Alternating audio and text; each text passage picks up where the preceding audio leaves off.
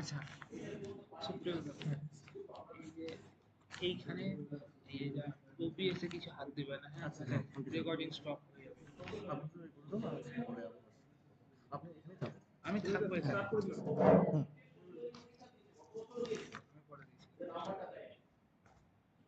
তাহলে শুরু করার মধ্যেই 36 বাজে গেল।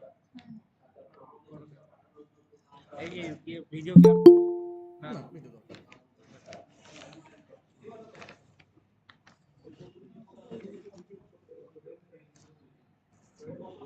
Good morning, everyone. Am I audible? Yes, you are. Am I audible? Yes, you are. Okay, ma'am. It is my absolute pleasure to welcome you all to today's seminar on nature, gender, and disability, interrogating the marginalized spaces. I am Supriya Mandal, faculty of Nabagram College, and I have the honor of moderating this important and timely discussion. Our focus today is not just on recognizing marginality, but on interrogating it, how our nature, gender, and disability constructed and interlinked with system of power. We are joined by an exceptional lineup of scholars, activists, and thinkers who will help us navigate these intersections. Each brings a unique lens to our collective inquiry, and I encourage everyone present to engage, reflect. Each speaker will have 4 minutes for their presentation. We also encourage respectful and inclusive dialogue throughout. Let's make this not only a seminar of ideas, but a space of empathy, resistance, and hope. At first, I would like to welcome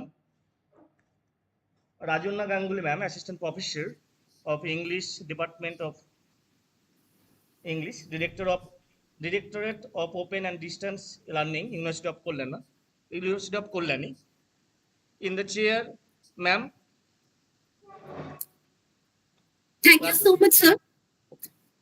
So now, with that, I would like to introduce our first speaker, Dr. Rashmi Jain. Rashmi Jain. Yeah, good afternoon, sir. Okay, good afternoon, ma'am. Afternoon. You can start. Only you can get 4 minutes, okay? Okay. Good afternoon to the chair and the organization. My topic is interrogating the marginalized spaces in the select plays of Mahesh Dattani. The world of Mahesh Dattani unveils the taboo issues of the society, and he explores the marginalized spaces through his plays. Dattani, he can be considered as a representative of marginalized section of society, and he brings out the issues like gender discrimination, disability, homosexuality, child sexual abuse, the plight of the transgender or HIV positives through his plays like Tara, On a Muggy Night in Mumbai, 30 Days in September, 7 Steps Around the Fire, or Ek Alag Mausam, and many more plays. Raymond Williams, in his book Drama from Ibsen to Eliot, has said, quote, "The fact that people undergo their emotional crisis in silence or speak of them inarticulately might have been granted, and the point them made that purpose of drama can as well be described as expression as representation, with the result that dramatist is entitled to articulate or inarticulate and to express the silence." So we find that, unquote, we find that Dattani, through his plays, he is representing that silence that has been granted to the marginalized section of society. He has become a potent voice in order to present or convey their feelings and emotions. So through various plays, I have expressed that how he has contributed to the marginalized section of society and has brought them to the forefront and to the center. His plays like 7 Steps Around the Fire, he talks in his play like 7 Steps Around the Fire, he talks about the deplorable condition of the transgender and the inhuman treatment that has been meted out to them. Even the educated section of society, like in the play, it has been represented that the chief superintendent of the police, Suresh Rao, he insults and humiliates Anarkali, who has been brought to the jail for a murder. And we find that the authorities count these hijras as neither male nor female, and they address them with the phrases like it, this thing, um, and they even detain her to the male section of the jail. We find that Uma, who is the protagonist of the play, she is pursuing research on the Hijras, and we find that she's an idealist and humanitarian who treats them well. And however, it is ironical that the Hijra community, the transgender community, and she herself being a female, they are sailing in the same boat of marginalization. The irony of the life is that the Hinjras who are welcomed at home only at two occasions, that first is marriage and second childbirth, we find that they are being denied both the privileges. We find that through Champa's confession in the play, we come close to Spivak's thesis of silence and speech when she says that we cannot speak. When we want to speak, nobody listens. We cannot speak. This is what Gayatri Chakravarti Spivak in her essay "Can the Subaltern Speak" has said, that subaltern cannot speak. When they want to speak, nobody listens to them. So we find that this dilemma of being a belonging to a marginalized community has been portrayed. We find that she's in a dilemma that if she's going to keep mum, then she would be convicted as a victim, as a murderer. But if she is going to speak against the powerful people of the society, then also she would be in trouble. So finding herself in a checkmate position, we find that it is Uma who finally visits to jail, and it is because of her consistent efforts that we find that Anarkali and Champa, they get out of the problematic situation. We also find that how these people considered themselves isolated and alienated in the mainstream society, because when Uma says that we are sisters to Anarkali in jail, she says that how can we be sisters? You are not a Hijra, so how can you be my sister? But Uma says, of course, we can be sisters. We can be sisters through soul. We can be sisters on the basis of humanitarian grounds. So Anarkali says, where are you, and where am I? Considering that she is considered to be the lowest of the low in the society. There is another play by the Tani Tara, which talks about the plight of the Siamese twins Tara and Chandan, who are conjoined. And we find that in this particular play, he focuses on gender discrimination and disability, that how in a patriarchal society, female is considered to be a liability and male is considered to be an asset. And we find that the disabled is treated as the freakish other. We find that how Bharti and her father discriminate against Tara by not allowing her to inherit from her maternal grandfather. Patel, Tara's father, carries on the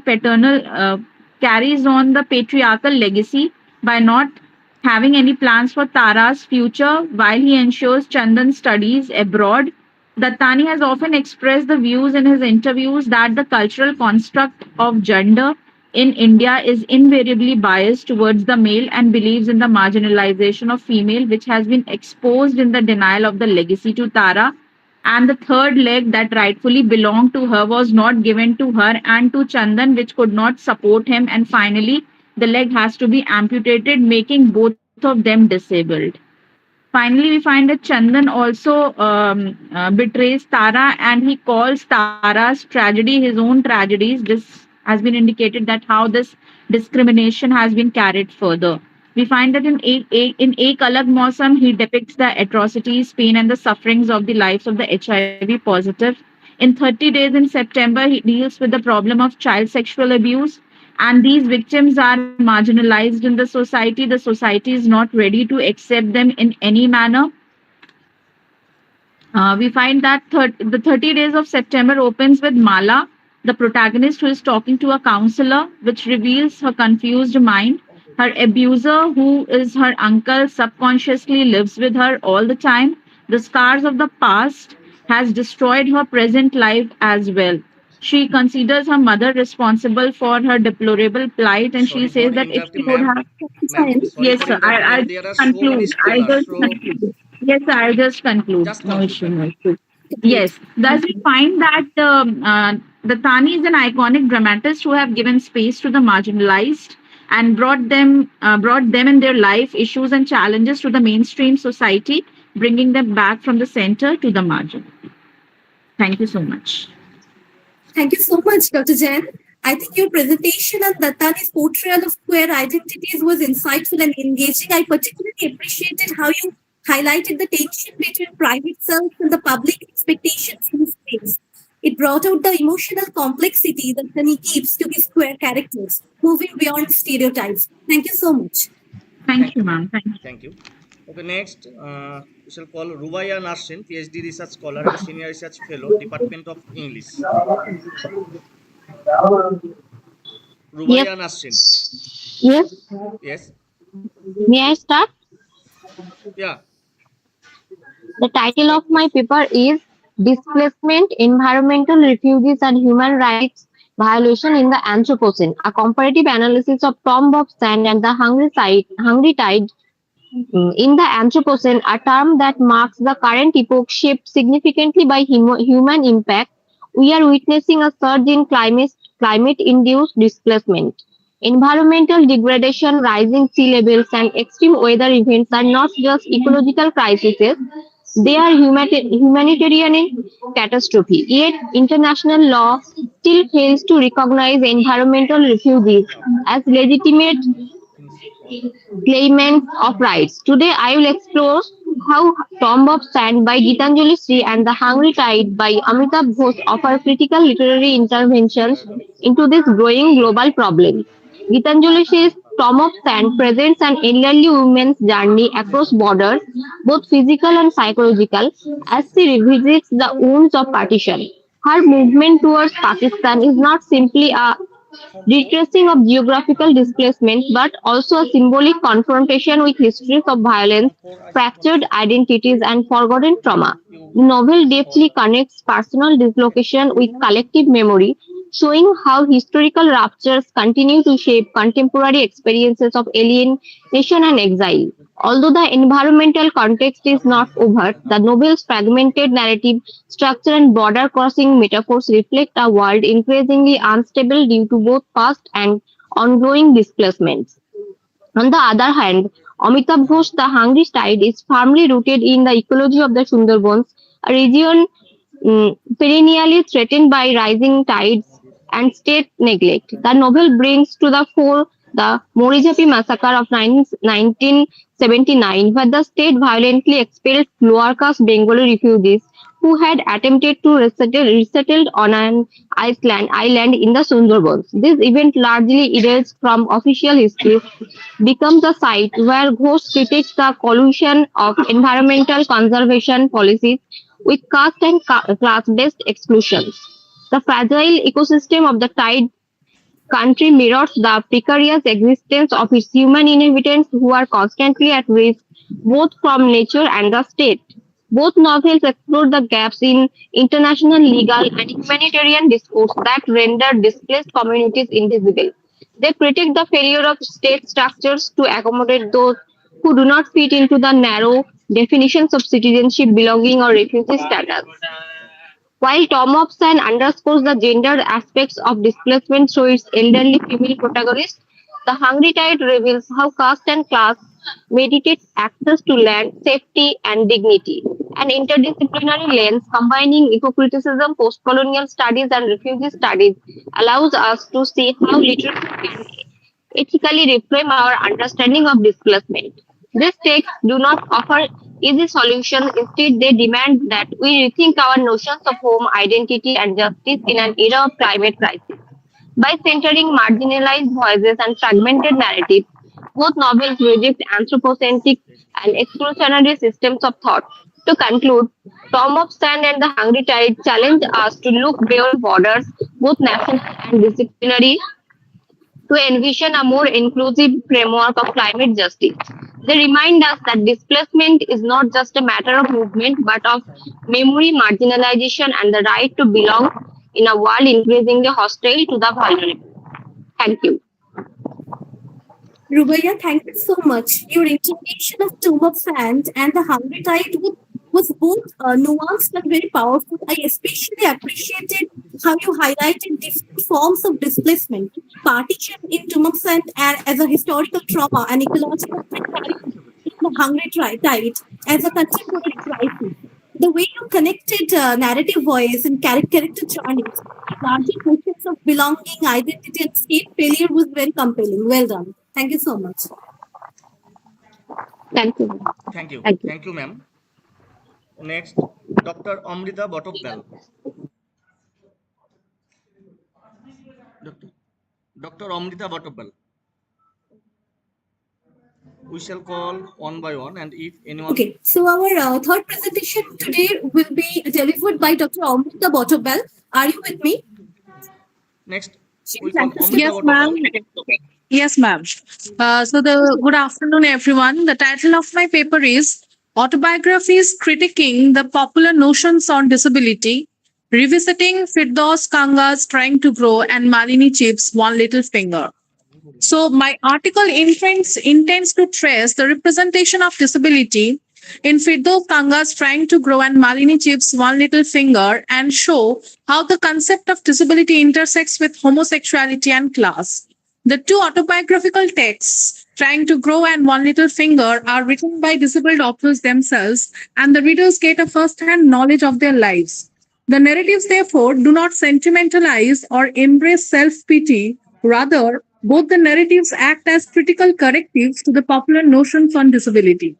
The emotions and feelings of the protagonists are etched out with minute details, and at the same time, it draws a critique of the careless society, forcing the readers to introspect their own attitude towards the disabled. The articles deals with the all pervasive presence of norm and the normal within the rubric and endeavors and tries to unravel its unquestionable centrality regarding the portrayal of disabled character. It will further examine the role of the aforementioned texts in promulgating, strengthening, and even dispelling the hegemony of normalcy. It will address the trope of disability as a contested category.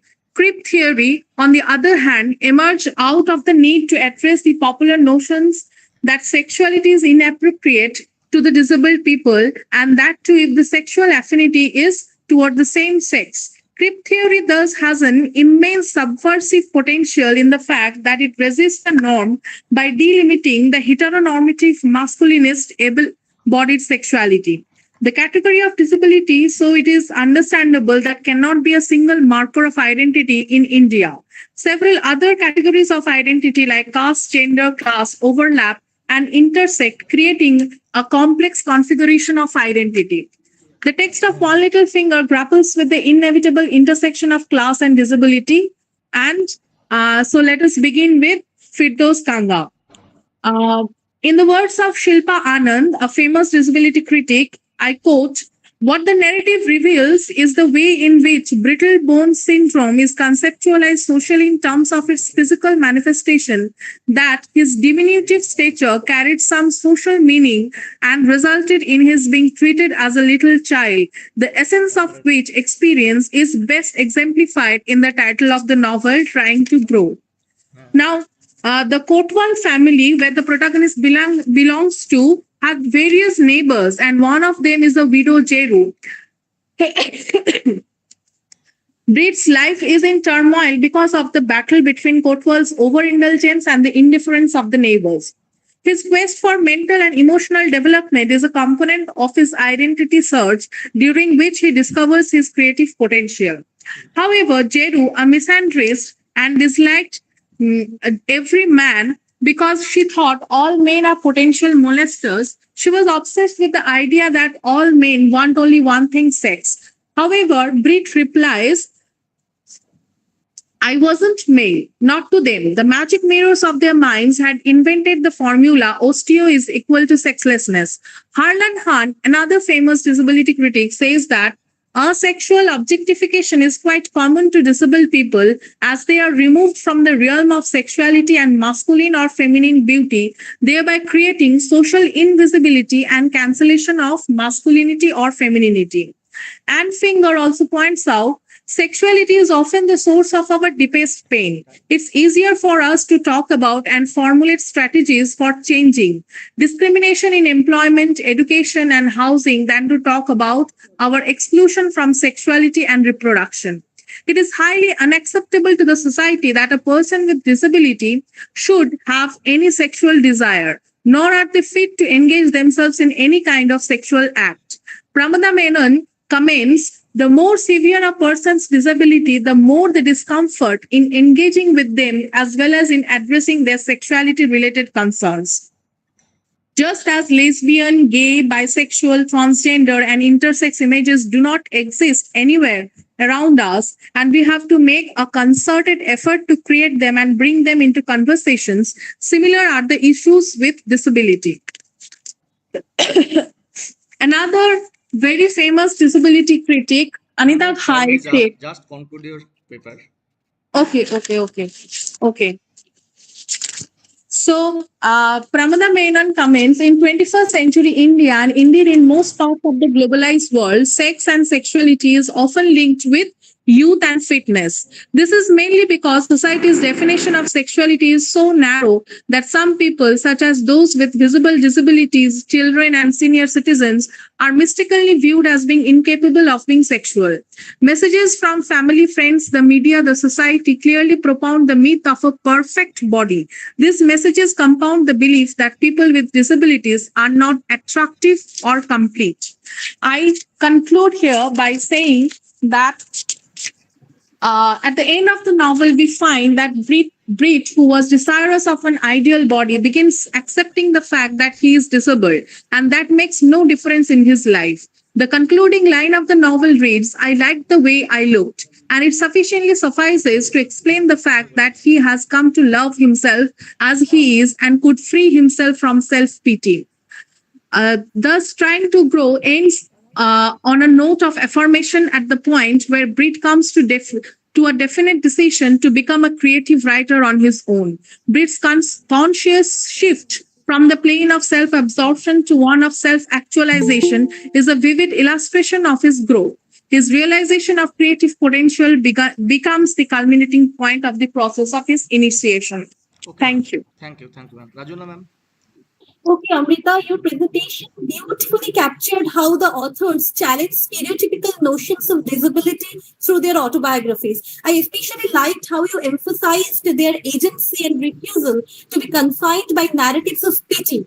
It was a very sensitive and insightful reading. And thank you so much for bringing into discussion their representation of sexuality into their narratives. It was a truly great paper. Sorry, we had to rush. Thank you so much, Amrita. Thank you. Thank you.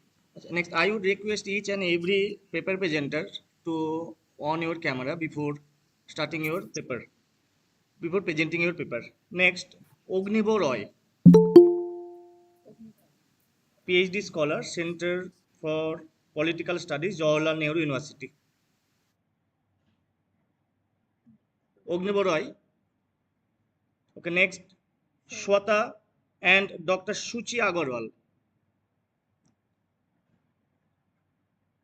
Yes, sir. I'm here.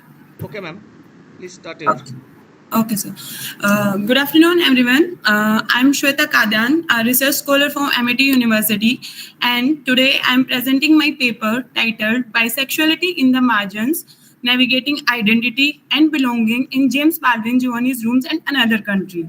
So, this presentation explored how bisexuality often misunderstood and erased, and how it is portrayed in Baldwin's. Sorry, ma'am, for interrupting. Please on your camera.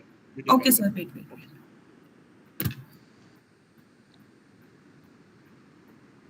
Can you see me right now, sir? Okay, ma'am. Yes. Okay.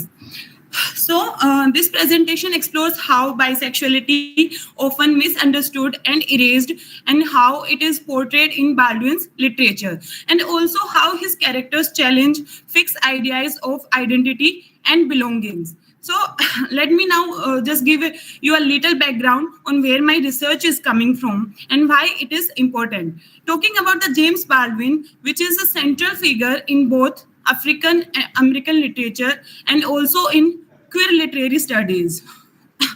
His novels, essays, and public talks often explore the deep connection between race, sexuality, and identity. For example, as Douglasfield notes, what makes Baldwin's work so powerful is how he brings together the personal and the political. Baldwin was a black and also a gay intellectual, and this gave his writings a unique emotional and cultural touch. However, even though Baldwin is widely celebrated in queer literature, most people tend to focus only on his gay identities. And because of that, bisexual characters and the bisexual experiences he writes about are often ignored. Literary scholar Magdalena has pointed this out, saying that Baldwin's bisexual themes are often pushed aside in favor of more dominant gay readings. But if we look closely at Baldwin's characters, we see that many of them feel attracted to more than one gender. The problem is that critics often read these characters as simply gay or straight.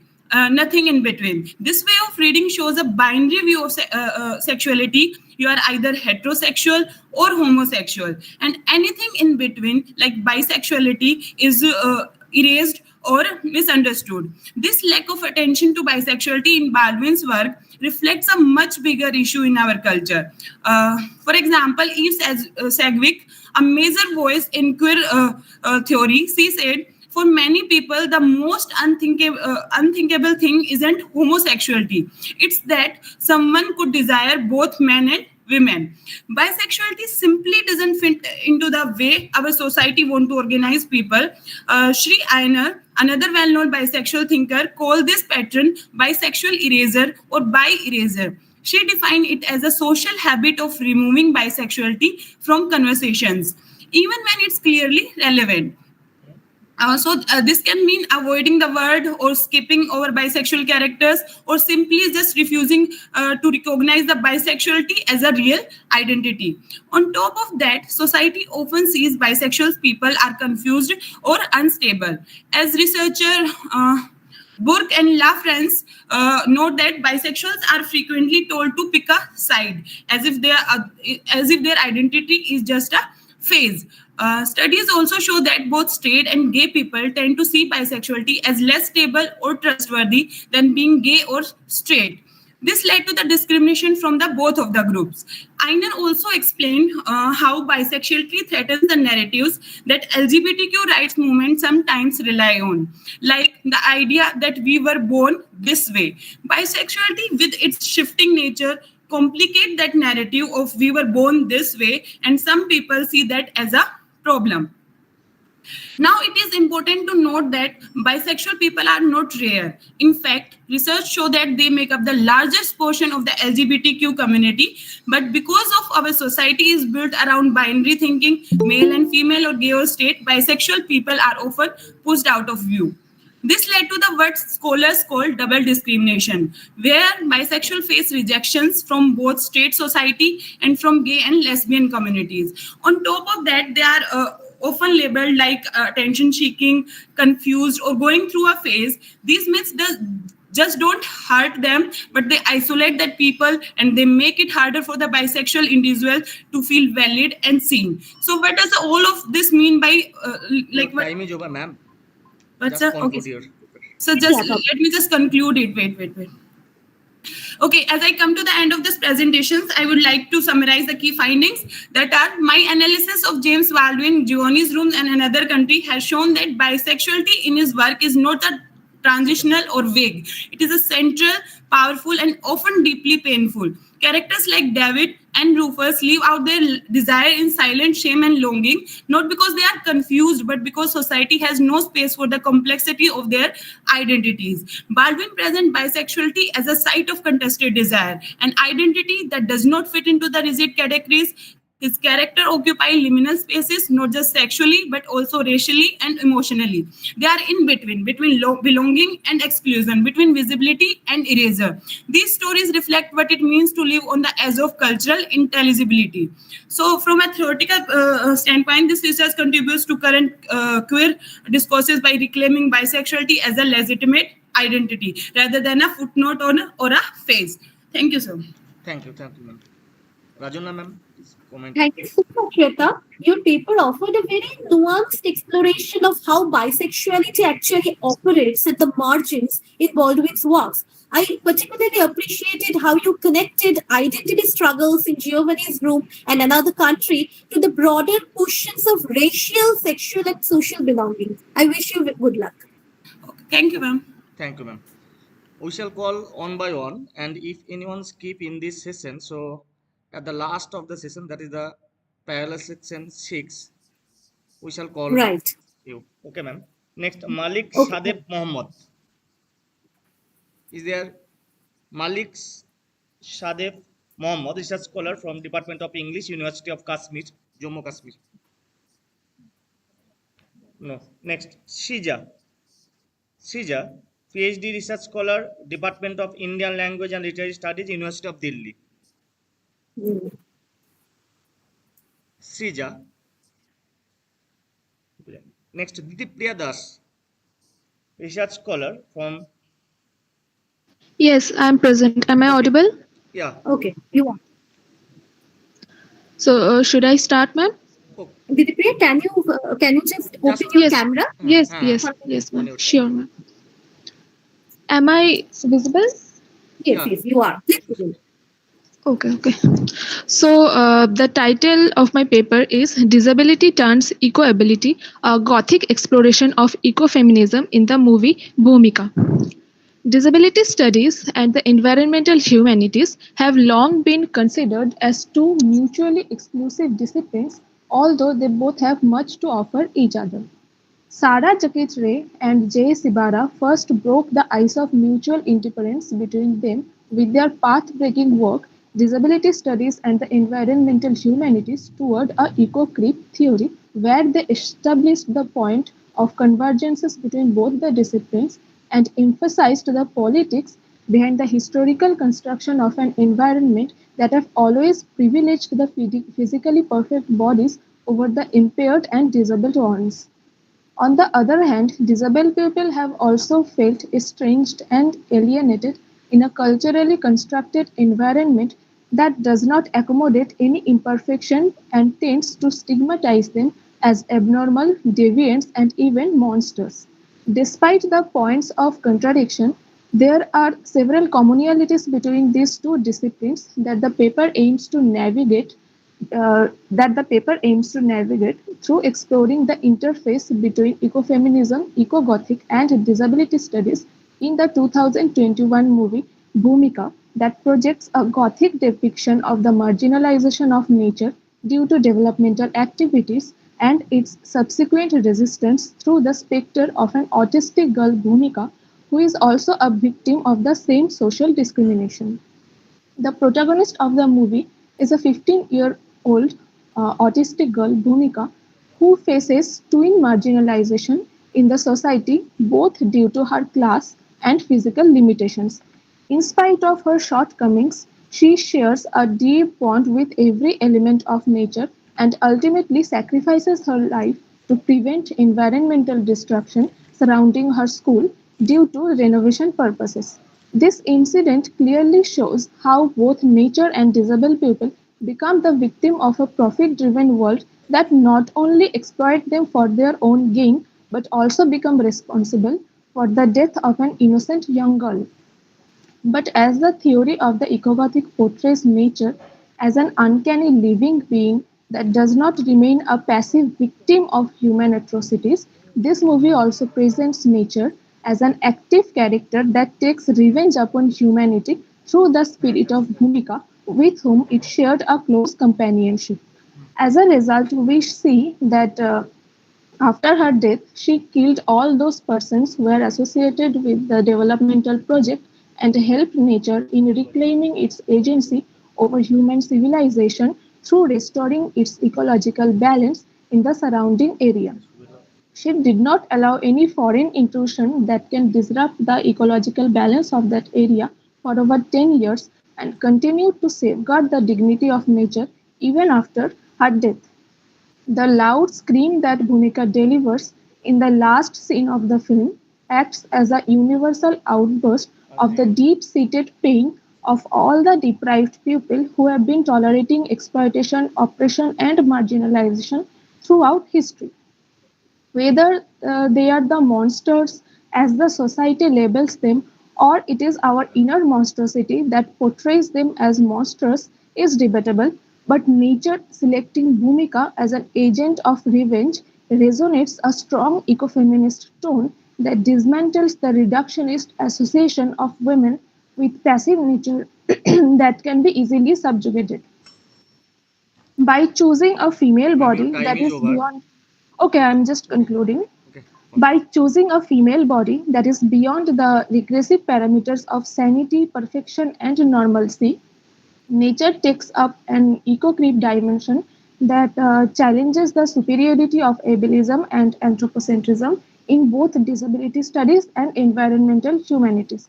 Similarly, this profound bond with nature also empowers Bhumika to transform her disability into a unique sense of eco-ability that critiques the concept of shared marginalization and aligning environmental, gender, and disability studies and advocates for a sustainable environment that is inclusive and non-discriminatory. Thank you. Thank you. Rajuna, ma'am. Okay, Ditipriya, your paper has beautifully captured how Bhumika, the film, it fits into the eco-Gothic tradition where the natural world becomes both haunted and harmed. I really liked how you showed that Bhumika's autistic subjectivity allows her to sense the deep violence against nature, making her both a victim and an unwilling prophet. Her marginalization, her twin marginalization, as you said, by class and disability, culminating in her ultimate sacrifice, offered a haunting critique of capitalist exploitation. It was a very rich and thought provoking interpretation. Thank you so much, Idripriya. Thank you. Thank you, ma'am. Next, Surashri Dev Bormon, state-aided college teacher, Birsa Munda College, Darjeeling, and research scholar, Raiganj University, Uttar Dinajpur, West Bengal. Abs- Okay, yeah. You can start, ma'am. Yeah. Hi everyone. Okay. Yeah, sure. Good afternoon, everyone. The title of my paper is Disability Monster and the Aesthetics of Abnormality in Horror Films. Seriously, I'm sorry for interrupting. Your sound is not properly coming to me. Horror films, more than any other genre, depends on the spectacle of fear, of the grotesque and the unknown. And within this landscape, disability often becomes a cinematic device, a Sound is not marker of clear. otherness, of monstrosity, or of vulnerability. In the My sound is not.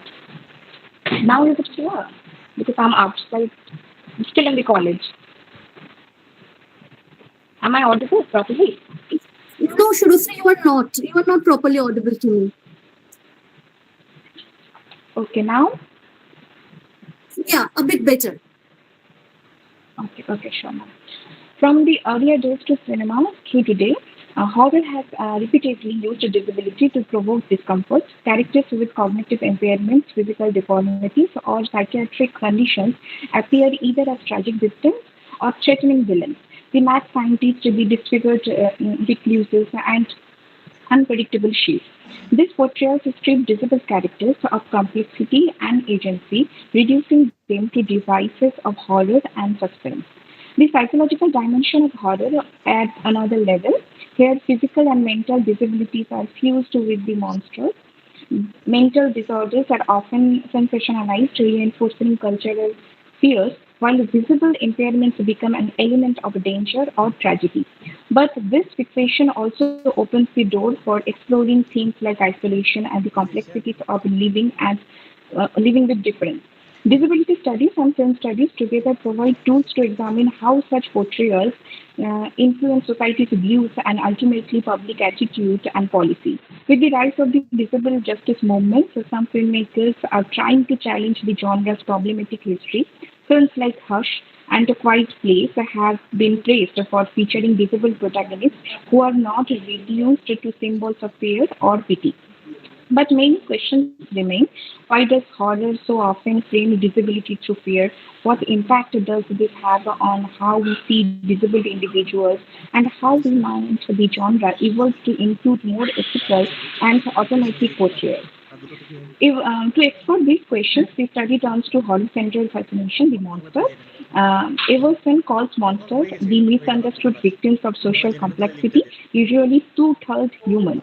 While this wording offers a kind of sympathy, it also dehumanizes, suggesting that those who are different are not entirely human.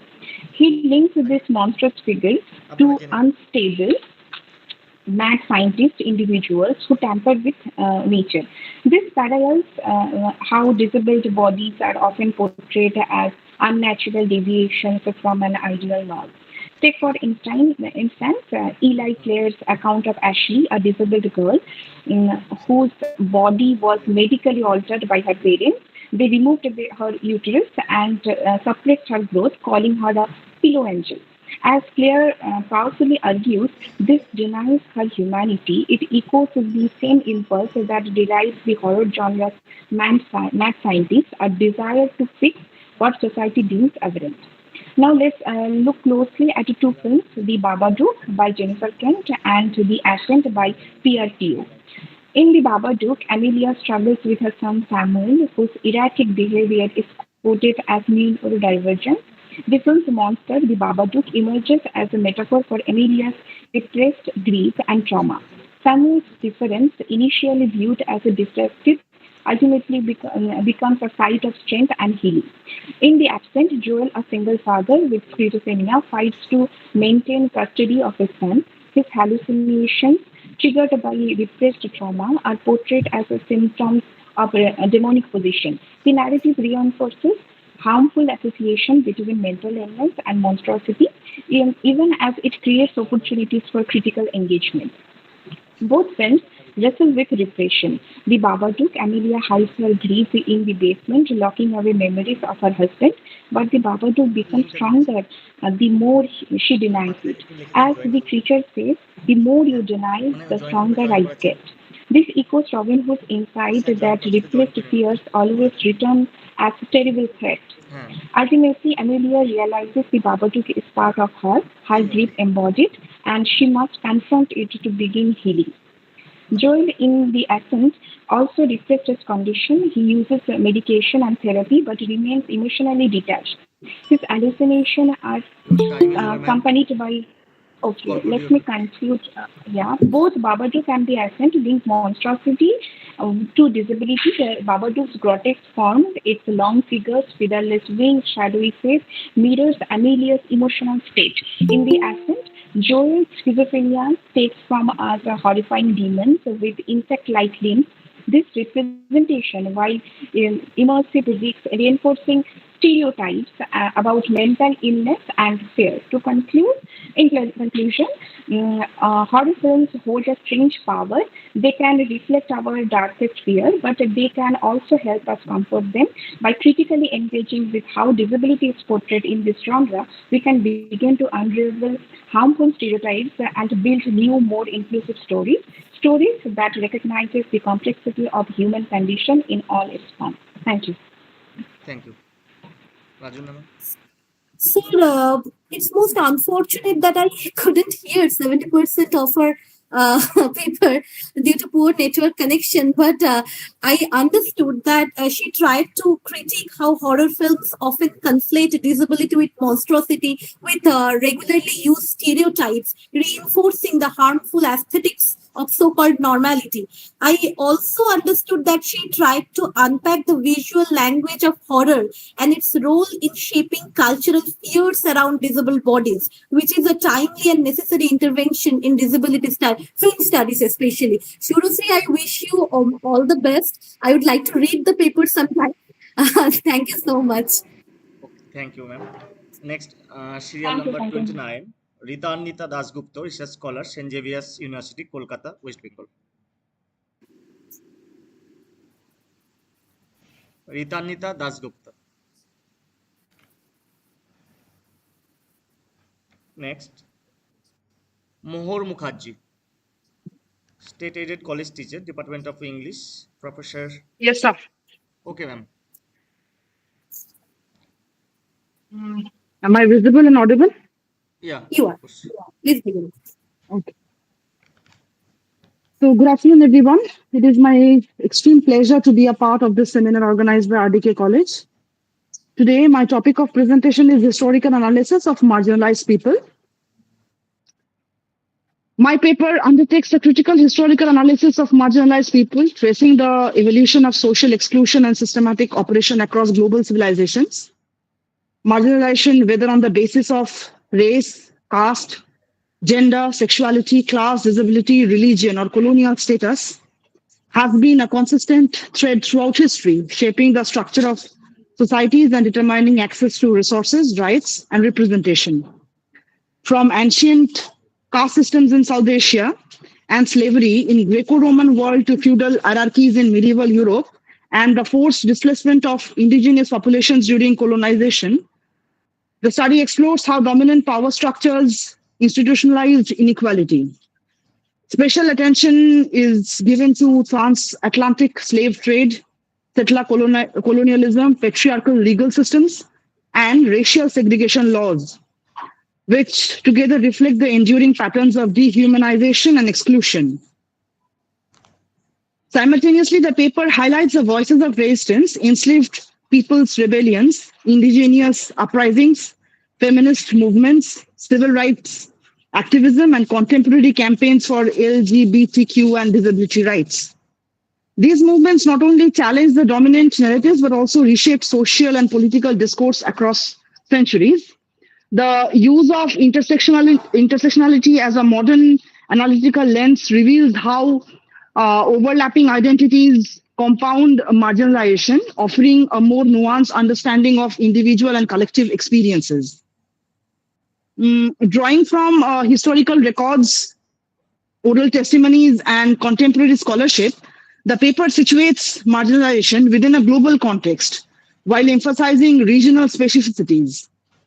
It also examines the long-term consequences of historical oppression in present-day inequalities, including disparities in education, healthcare, economic opportunity, and legal protections. Ultimately, the paper argues that the history of marginalized people is not only a history of suffering, but also one of resilience, agency, and transformation. By revisiting and critically analyzing these histories, the paper calls for a more inclusive and reparative approach to understanding the past, one that recognizes the contributions and humanity of those long written out of dominant and historical narratives. This understanding is vital in confronting the lingering legacies of injustice and fostering pathways towards social equity and historical accountability. In recognizing these histories, we are called to reflect on the present and the future times. The task of justice demands not only policy reform, but also a reimagining of social narratives and power structures. Only then we can move toward a world in which no one is marginalized and all voices are heard. Thank you. Thank you, ma'am. Oh, it's finished. Okay, Welcome, okay. sir. Okay, Mohor, I saw that, I heard that your paper skillfully traced the long history of marginalization across race, class, sexuality, colonization, showing how systems like slavery, feudalism, and imperialism, of course, institutionalized dehumanization and exclusion. I really appreciated how you also highlighted the people's resistance and revolutionary movements that challenged these dominant narratives. But I would like to point a small thing because this is a very broad, a little too broad for a seminar presentation. Since the topic resembles that of a PhD thesis, it might have been more effective to focus on one or two specific historical moments or systems in greater depth. That's my comment for you. Thank you so much, otherwise. Okay, ma'am. Okay, ma'am. I'll keep it in mind. Thank you, ma'am. Surely I'll work on it. Thank you. Next, serial number 31, Dr. Shubhankar Mondal, Assistant Professor, Ram Mohan College, Kolkata, West Bengal. Thank you. Okay.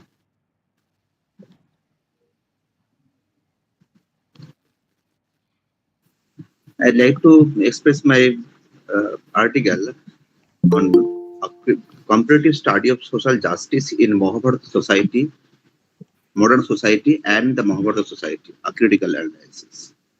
Firstly, my paper's main object is to analyze social structures like social case studies, study of class, case, caste, and value systems in the Mahabharata, and compare them with present-day social structure. Next one, to explore political and leadership models. Examine how kingship and governance and diplomacy and leadership were shaped in Mahabharata and how they reflect or differ from the modern political systems. And next one, to understand gender roles and women's agencies. Investigate the position, power, and struggles of women in the epic compare to women's roles and right to compare the societies. Next one, the reflect of philosophical inquiry, dharma and morality. Discuss how ideas of duty, dharma, ethics, and morality, guidance and life of Mahabharata, and how they continue to influence or differ from today's moral values. To understood about to study family and kingship pattern. And I want to analyze family beyond and reality, kingships, duties, and conflicts, and see how and traditional ideas compare with modern family and relationship. To highlight continuity of changes, also some aspects of ancient social society remain alive today, while others have evolved and disappear with time. And last one, to forecast to critical thinking, encouraging leaders to critically evaluate the past and present, understanding history not as a static but as a dynamic conversation between the two society. And I would like to express myself the concept of justice, as to dharma versus laws. In Mahabharata society, justice was rooted in dharma, a complex and situational moral duty. Each person's dharma was based on their role in society, such as a king, servant, or woman. Other hand side, in the modern society, justice is governed by secular laws and individual human rights. Legal equality is emphasized and discrimination is discouraged. And this point of view, philosophical context, dharma-based justice is fluid and context-driven, and while modern justice aims to objectivity and uniformity. And next one, caste and social hierarchy. In the Mahabharata society, I saw that the Borno system, caste-based rule, rejected one's duty and rights. Sudras and women had limited access to education and power, like that's Ecolobbo's story, so it's exclusive from the knowledge despite merit. Other hand side, in the modern society, caste discrimination is illegal and socially challenged. Affirmative action like reservation seeks to correct historical inequalities. I want to compare the while Mahabharata society justified inequality through dharma, other hand side, modern society, modern justice seeks equality through legal investigation. And next one, gender justice. In the Mahabharata society, women were often depend on the male figure, Yeah, but your time is exhibit over. Conclude your resistance. Okay, thank you. Okay. And finally, I would like to conclude my article and outcome of my article. The Mahabharata and modern society both aim for justice, social justice, but approaches is differently. And the modern Mahabharata dharma-based model is deeply philosophical, contextual, and moral, while modern society depend on the legal framework and rational ethics. The comparative studies show that while mechanism have changes and exploration of justice remain central of human civilization. By revisiting ancient texts, we can enrich our understanding of fairness, duty, and equality in the complex world. Thank you. Dr. Mondol, Your presentation beautifully explored the complex social structure of the Mahabharata, particularly how the Varna system, the restricted access for Shudras and women, and the fluid idea of dharma shaped the notions of justice. I found it very insightful how you connected the Mahabharata's treatment of social and gender justice to the modern debates, showing that the epic is not just a religious text, but a living reflection on the ethical and social tensions of today. A very nuanced, thoughtful, and engaging paper. Thank you, sir. Okay. Thank you, ma'am. There are no participants in the technical session 2. So with your permission, can we start the technical session 4, ma'am? Sir, before we finish this session, I would like to thank the respected moderator, Professor Nabakumar Chando, I guess, and the technicals. Is it Professor Nabakumar Chando? No, he is absent. Oh, After some participant, Dr. Subba okay. Rao will join Okay. in this session. Okay, so all my good wishes and thanks to the respected moderators and the technical support supervisors for their constant cooperation and wonderful management. With that, I would like to ask you to formally conclude this session. And once again, thank you everyone for their contributions and participation. Okay, ma'am. So, in the parallel technical session 4, are there any participant? Tirtho Chatterjee,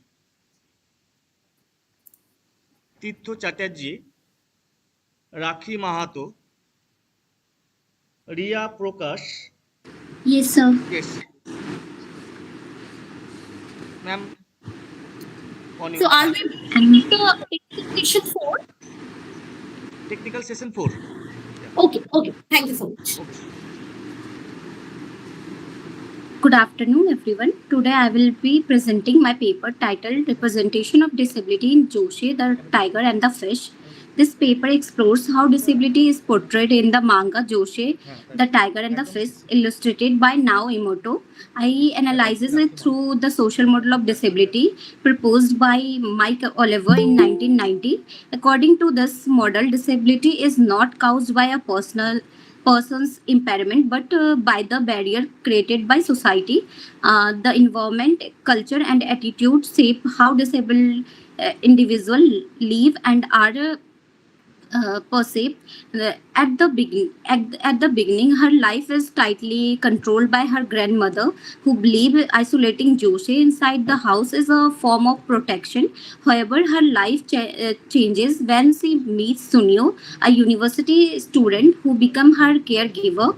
Through their relationship, Joshi gain more independent agency and self confidence.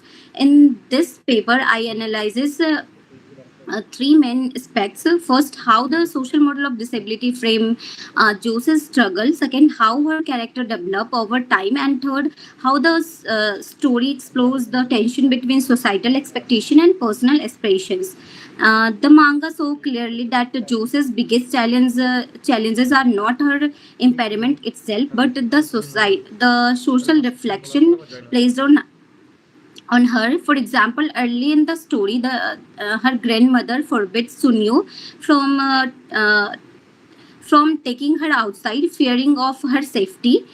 This fear reflects what Oliver called the medical model of disability, where disability is seen as a personal problem needing protection instead of seeing how society itself is disabling.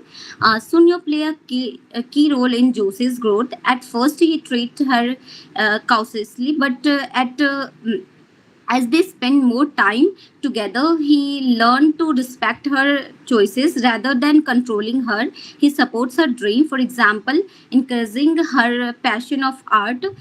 His journey reflects how personal relationship can challenge established assumptions. Meanwhile, Josie's journey is both emotional and transformative. She starts off isolating and hesitate to trust other. Her desire to see the ocean becomes symbolic of her yearning for freedom. Through small steps like painting in public, falling in love, or expressing her dream, Josie gradually redefines herself beyond the boundary others had placed around her. A major theme in the manga is that conflict between societal limitation and personal aspirations.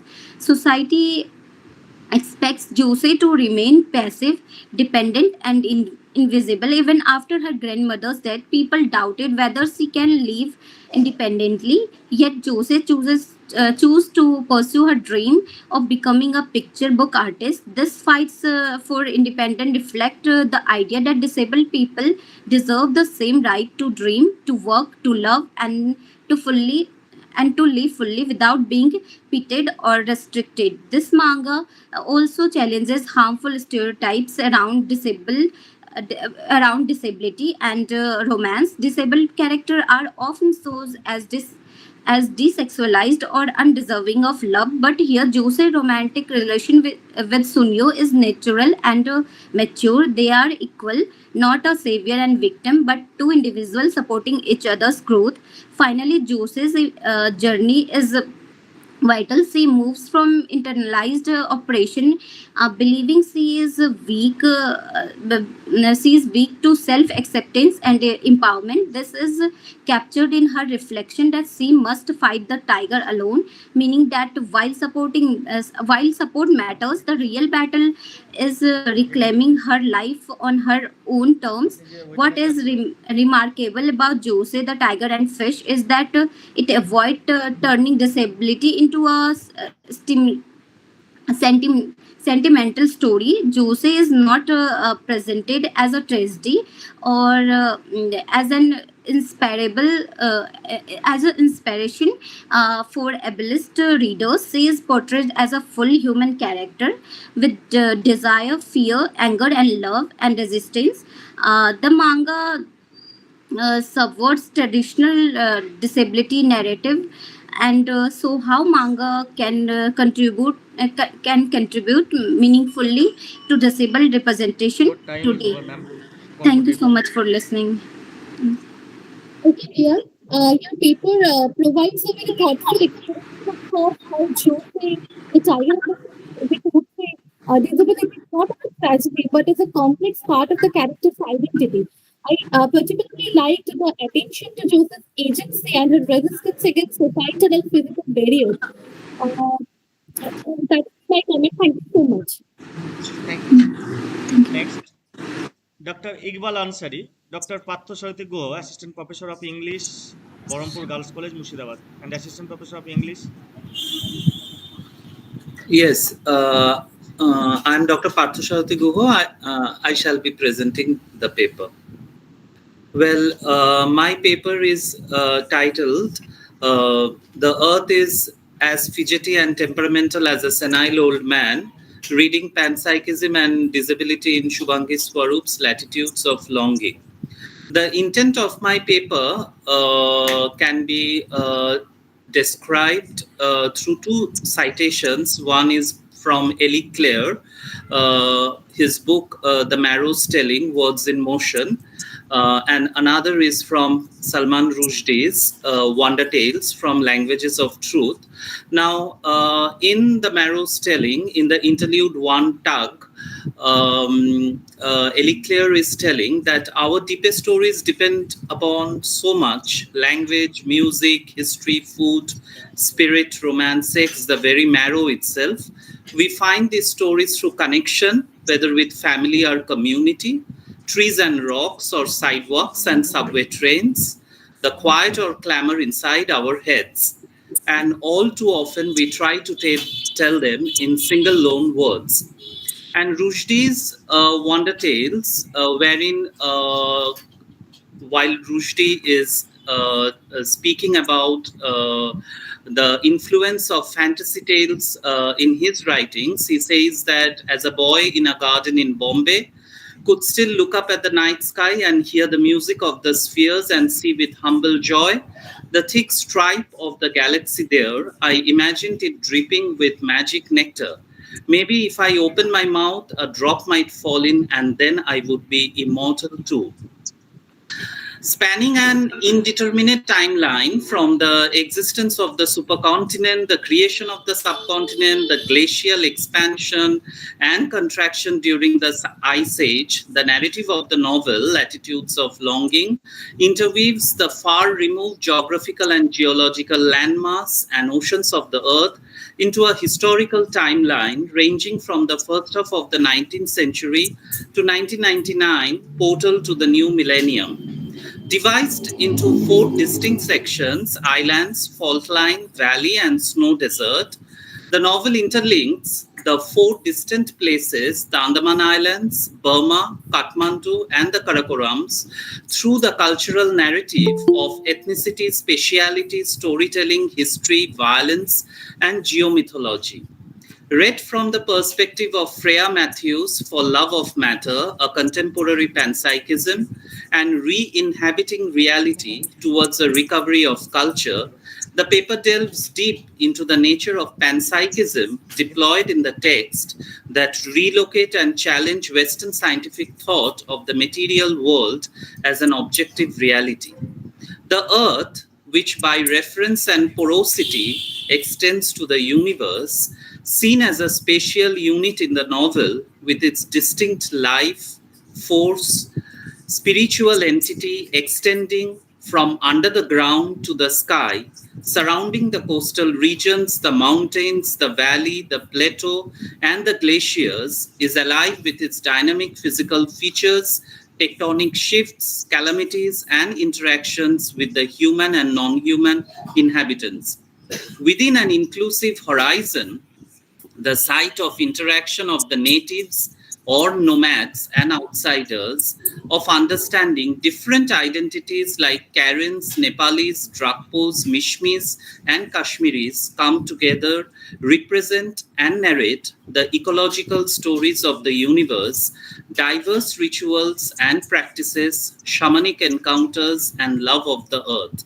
The notion of panpsychism gives an insight into this lyrical novel, which portrays the elements as real subjective entities that communicate with the human beings and makes us aware of a responsive world bearing within its center or core both pain and ecstasy, fissures and closures.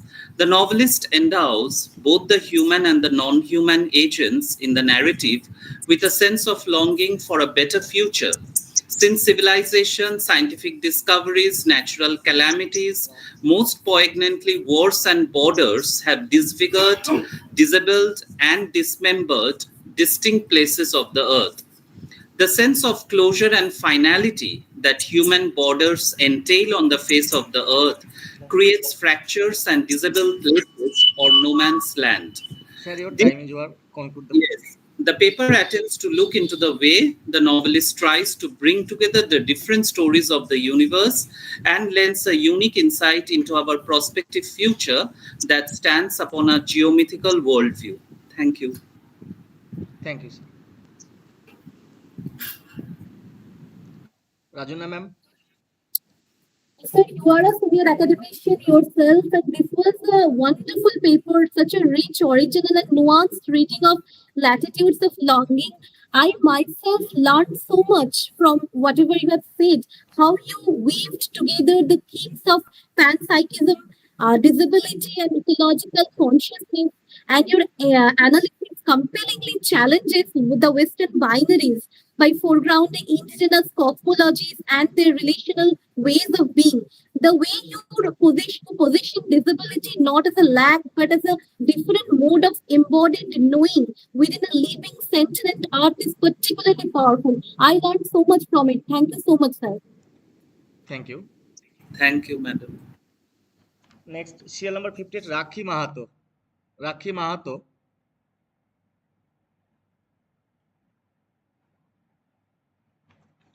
Good afternoon, everyone. Okay. Am I audible and visible? Yeah. Okay. My name is Rakhi Mahata, and I'm a research scholar from Vidyasagar University, Mennapur. Today, I'm going to present a paper on the topic Decoding Disability at Sirius Blooms at Night. This paper explores the representations of disability in Sanimoto's Sirius Blooms at Night, a novel set in the fictional Caribbean town of Lantanacamara. Through a critical lens combining disability studies, post-colonial theory, and feminist critique, the study examines how disability intersects with gender, trauma, colonialism, and queerness. There are a few objectives of this study. First one, to analyze the portrayal of disability in Sirius Blooms at Night as a narrative, device, and thematic element. Second one, to examine the intersection of disability with gender, colonial trauma, and queerness. Third, to understand how Moto's depiction disrupts normative and ableist understandings of disability. And fourth one, to contribute to the broader discourse on disability representation in post-colonial literature. Now I will talk about research methodology. This research adopts a qualitative and interpretive literary analysis methodology grounded in textual analysis, theoretical frameworks, and it includes disability studies, post-colonial theory, feminist and queer theory, and there is also contextual analysis and comparative insights. Here is the analysis. First, protagonist Mala's disability as resistance. In this novel, there is a character named Mala, and Mala's psychological trauma, misread as madness, is rooted in years of incest and abandonment. Her retreat into silence and eccentric behavior represents not a breakdown but a means of coping and resistance.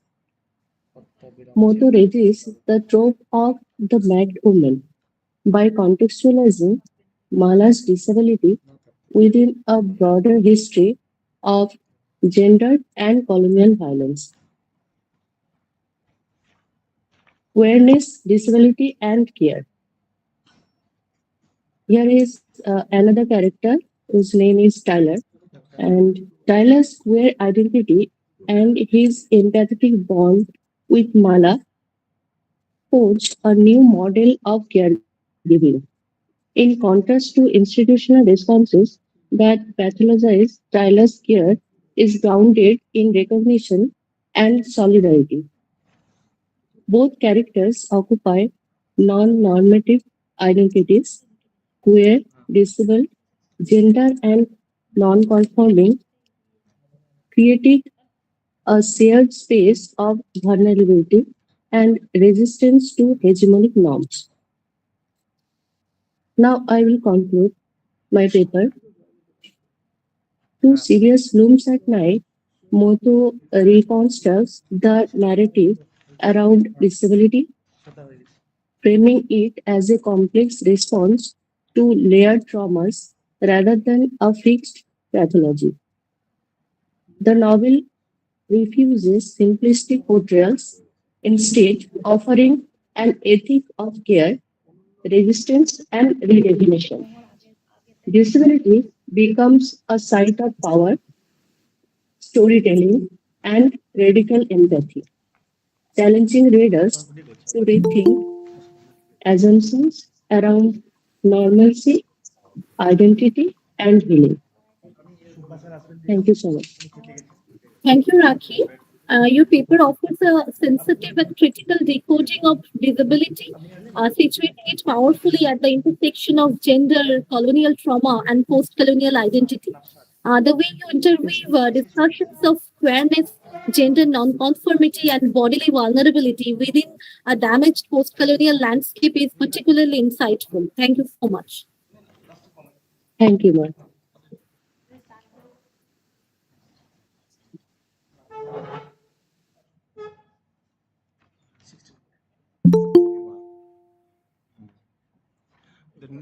The next paper presentation presenter will be Nafisa Azmi.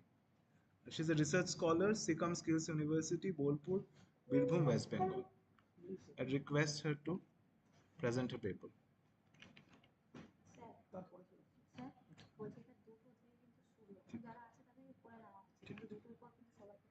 If Nasifa Azmi there? Okay, next, then we can move on to the next paper presentation, serial number 62, R. Velu and Dr. G. Kalvikarasi. Yes, sir. I am present, sir. Okay. I am present, sir. You can continue with your, Yeah. start with your presentation. Yeah, sure, sir. So I am Velu from Tamil Nadu. So my topic is tradition and modernity challenges faced by indigenous communities. I have selected 3 novels to talk about what is different between tradition and modern. So before that, just I would like to share about the eco-criticism theory. Eco-criticism is a current trend in English literature. One thing. Second one is eco-criticism is everywhere preserved, even in Tamil literature also, which is called a Sangam literature. In other words, it's called Aindinai, that is a file land. So Sangam literature talks about a file land also. So ecology and ecological study, everything is available. A number of writers deal with eco-critical text. And another one is eco-critical perspective may be best pursued in the writing of Nobel laureate Rabindranath Tagore, who founded Vishwavardi. Eco-criticism occupied significant role in Indian writing in English. Many literary works talk about nature. Several novels portray connectedness between human and nature. Nature cannot be separated from human and literary works. Eco-criticism is not only in Indian writing, but also in British literature such as William Collins, William Wordsworth, even Shakespeare, Shelley, Keats, Byron, Matthew Arnold, Tennyson. The another one is to talk about this paper. Indigenous literature allows these communities to represent themselves and their experience on their own term. Indigenous narrative often reflect sustainable way of living, deep ecological knowledge. I have selected 3 novels in my paper. The first one is Gift in Green, which was written by Sarah Joseph.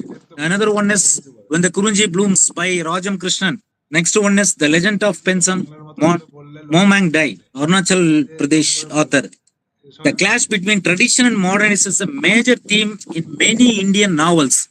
Not only in Indian novels, but also Lion and the Jewel by Ol Soyinka, who talked about modern and even traditional issue. Even Things Fall Apart by Chinnu Achebe, African literature. He also talked about the clash between tradition and modernity, especially after post-colonial period. Many clash between tradition and modern. Country transition from colonialism to independent and rural to urbanization. That is a major issue nowadays in literature. And then some of the critical works, some of the works, R.K. Narayan Guide and Arundhati Roy, God of Small Things, even Folded Earth by Anuradha Roy, who talked about the clash between modern and tradition. So in Gift in Green, actually it's Adi people, A-A-T-H-I. Adi is a tribal people who wanted to sustain and maintain ecological and environmental throughout their areas. But sustainable way of life, deeply rooted in ecological wisdom, that they lived with the rhythm of river, fishing, farming, community ritual. But during the modern time, everything has become a completely different. Pollution, land reclamation, and then commercialization. Some younger member, especially not only in some other country, even in our state also, even Tamil Nadu, I don't underestimate, but I would like to share here, young member, some people, not everyone, young member never respect traditional, sometimes traditional practice. So even in a Gift in Green also, some young member do not follow any traditional. Modern worldview see nature as a commodity, contrasting sharply with all these sacred ecological perspective. There is one character in Sarah Joseph Gift in Green. have 1 minute more. Yes, sir.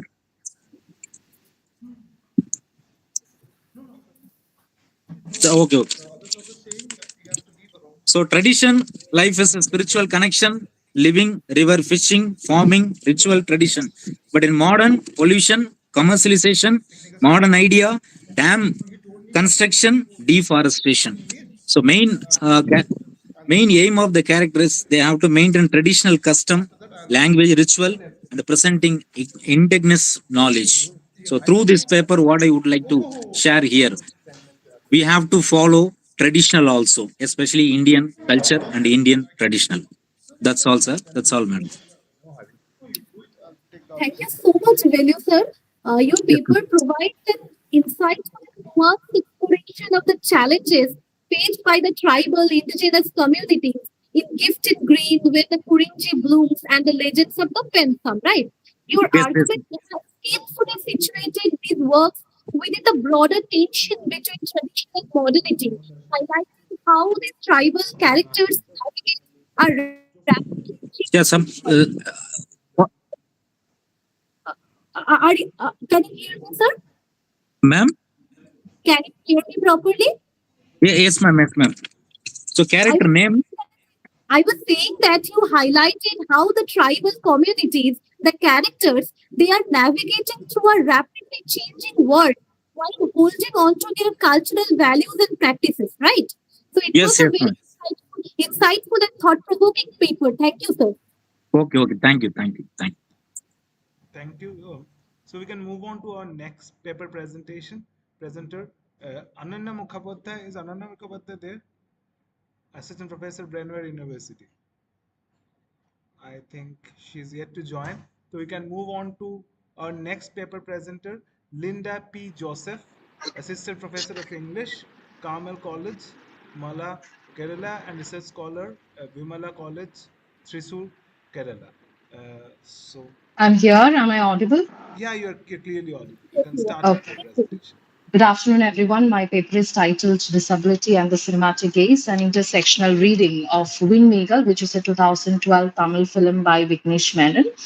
I intend to look into select aspects of this film. One, how disability is being depicted. Second one, the film's take on disabled masculinity. Third aspect is the intersectional experience of gender, sexuality, and disability, and again about caregiving. So it's very important to consider the socio-cultural context in which disability is positioned when we talk. So in a society like ours, where you have different models like charity, medical, social models that still prevails, you understand disability among a spectrum of aspects. Like disability could be seen as tragedy, could be seen as a burden as a result of karma on one hand, and on the other hand, you also understand disability as being special, as being divine, leading to spiritual transformation, or disabled as being a source of inspiration. So all of these stereotypes stems from an ableist perspective, which again finds its way into mainstream representations, which some of which representations can be challenging the stereotypes, some of which can reinforce the stereotypes. So cinema in particular is a very impactful medium that can shape our perceptions. And Windmeagle as a cinematic exploration can be seen as one of the many trailblazers presenting disability in a very sensitive light, but with very obvious, palpable limitations. So, this disability that I focus here is cerebral palsy. This stems from an understanding that you cannot have a generalized perception about all the disabilities, because disabilities are very distinct. Even within cerebral palsy, there are different ranges of cerebral palsy, different severities for this particular condition. So, keeping that in mind, the story in short revolves around a couple, Naren, who is a magician, and his wife. They are looking for the first child, and the son is born, and they come to the realization that the child has a condition that is cerebral palsy. Now, I want to make this specific point here because this cinema, the first point is about representing disability. So, the very beginning in the disclaimer itself, they have said that they have no intent to give a medical learning or a scientific understanding about the condition. They have taken cinematic liberties in showcasing this condition, which which again is can be questioned because they claim to depict the reality of a person living with cerebral palsy. The first part of the film talks about the discriminatory attitude of the society, the internalized ableism of the couple, the parents themselves, and also about the aspect of caregiving. So there are the very first time they get to know about the child being disabled, the doctor uses certain terminologies to tell them what the condition is. The words that are used are the child is not normal, not able, the child is a damage. And she insists these parents to give the child to a special care center because she believes, the doctor believes that they, as parents, would not be able to take care of their own child. Now, all of these societal perception comes from an internalized ableism. The parents, to a larger extent, have this thing because they also think of raising the child, making him capable of doing what other normal kids can do, so which is a prevailing mindset that we all have. So in so many ways the film breaks this because these parents are unconventional in so many sense, trying to upgrade their son's ability, and in many ways it can be seen as an inspirational porn at so many levels. But in the first part of the film, there is more of a romanticized depiction. Nowhere is the specific focus on the struggles or the discrimination that the child may face when he or she grows up. They are able to raise a child in mainstream schooling, all of that, but it is shown that the child grows up to be a topper in the class. So that comes the first part. In the second part of the film, the focus is more on the grown-up child, and his name is Jiva. How he falls in love with the character Ila, and the understanding in this part primarily centers around the intersection of disability, sexuality, and gender. Ila's affection towards Jiva comes from sympathy rather than genuine love. She doesn't perceive him as sexual. But then again, for the character of Jiva, he doesn't believe in this idea. He believes that he is quite capable of being sexually active. So in a way the film follows the ableist script of sexuality or sexual depiction, because he seems to be pursuing her even after so many no's from her part, somehow making her fall in love with him at the end of the film. But the climax of the film is open to interpretation because Jiva chooses to give up, and seeing that he can be a burden for Ila. I'm sorry, I cannot conclude it within the time limit, but I hope you got my point. Thank you. Thank you. Lita, you provide a powerful description rating of the film. I would like to see the film very much. I haven't seen it. You have critically engaged with the role of cinema in shaping society towards disability, especially cerebral palsy, right? Your analysis of how the film frames the experience of a child with cerebral palsy through the cinematic gaze is very sensitive. And I appreciate the way you unpack the complexities of representation and emphasize the ethical responsibility of the filmmaker. Thank you so much, Nick. Thank you. Okay, thank you. So we move on to our next paper presenter, Tirtho Chatterjee. Is Tirtho Chatterjee present? Tirtho Chatterjee is a PhD scholar, Center of English Studies, Jwala JNU, New Delhi. Do we have Tirtho Chatterjee here? Hello. Yeah, So, you're audible. the title of my paper is Unsound Sounds from the Margins, Politics of Noise, Vernacular Soundscapes, and Subversive Flannery in the Postcolonial City. What is the, what if the most radical forms in which the margins of the city resist cannot be seen but only heard?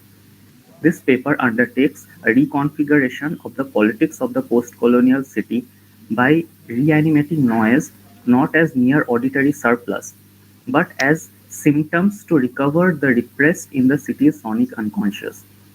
Moving across cinema and literature from the obsessive ear in Shabdo to the leaky vernacular pulse in Gangs of Wazipur, and finally to airborne chaos in Nabagram Bhattacharya's Fataru, I trace how listening differently helps sound become an insurgent haunting space transforming the flaneur from idle stroller to sonic saboteur. My intervention commences by framing soundscape as fiercely contested field of ideological resonance, drawing insights from Emily Thompson's The Sounds of Modernity. I adopt her understanding that prior to electroacoustic era, sound and space coalesced into a phenomenological unity. Sound therefore was not simply a transient sensory event, but a fundamental modality of spatial knowing.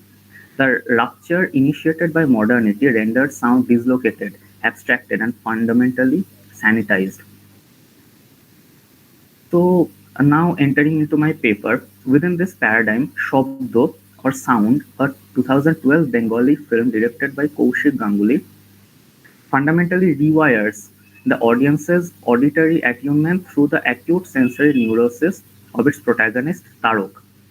A Foley artist by profession, Tarok's descent into acoustic obsession, I argue, is not merely pathological.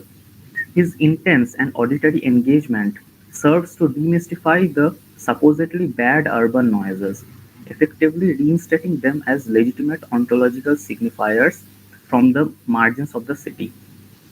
The established hierarchy between good and bad sounds, as observed by Emily Thompson, functions as a crucial regulatory apparatus of bourgeois modernity. Tarok's deliberate refusal to prioritize intelligible harmonious sounds over the seemingly chaotic street noise thus constitutes a powerful ontological mutiny.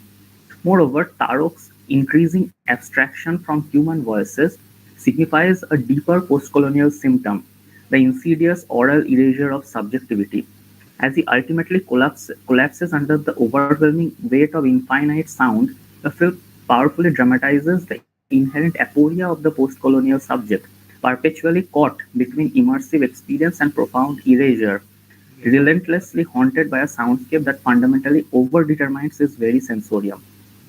While Shabdo resists through internal auditory excess, Gangs of Wazipur externalizes its insurgency via uh, what its sound director Neha Khanwalkar calls leaky sonic texture rooted in Bihar's urban margins. Khanwalkar's deliberate material embeddedness defies Bollywood's cosmopolitan homogenization, gesturing towards Thompson's vision of a potent extra-modern sonic spatiality insurgent in the present. Now, what moving from film to literature, what Shabdo and Wazipur performs sonically through technology, Nabagram Bhattacharya's short story Fataru enacts narratologically. The Fatarus, magically endowed with the power of anarchic flight, repeatedly chant the onomatopoeic incantation "fat fat shy shy" to ascend into the air. This noise becomes the crucial sonic catalyst of radical liberation. However, this liberation is not abstract because the Fatarus originate from the underbelly of Kolkata, like Khidirpur, Ekbalpur, and Sonagachi, spaces which are defined by systematic exclusion, and therefore the Fatarus represent the marginal urban outcasts. By strategically placing these subaltern bodies atop iconic colonial monuments like the Victoria Memorial or within the exclusive spaces of bourgeois leisure such as the Flotel, the story engineers a sonic cartographic reversal. The Fatarus' defiant chant resounds from above, effectively transforming ideality to implode the figure of the flaneur, while Walter Benjamin's archetypal flaneur remains suspended in a state of temporal stasis, passively reflecting a dialectic at the standstill. Then the Fatarus violently rupture this stasis by materializing a form of messianic time through their anarchic flight and disruptive cacophony.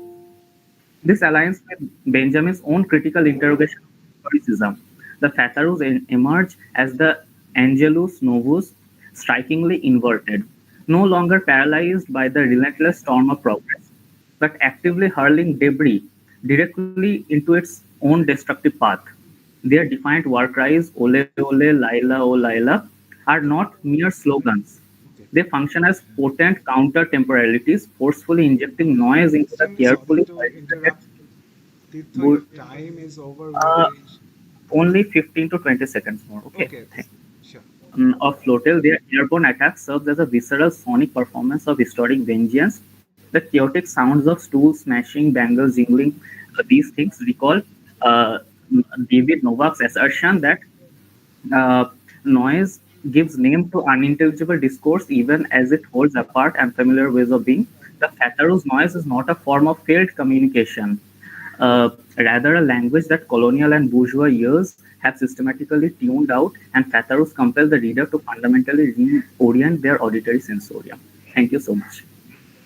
Thank you.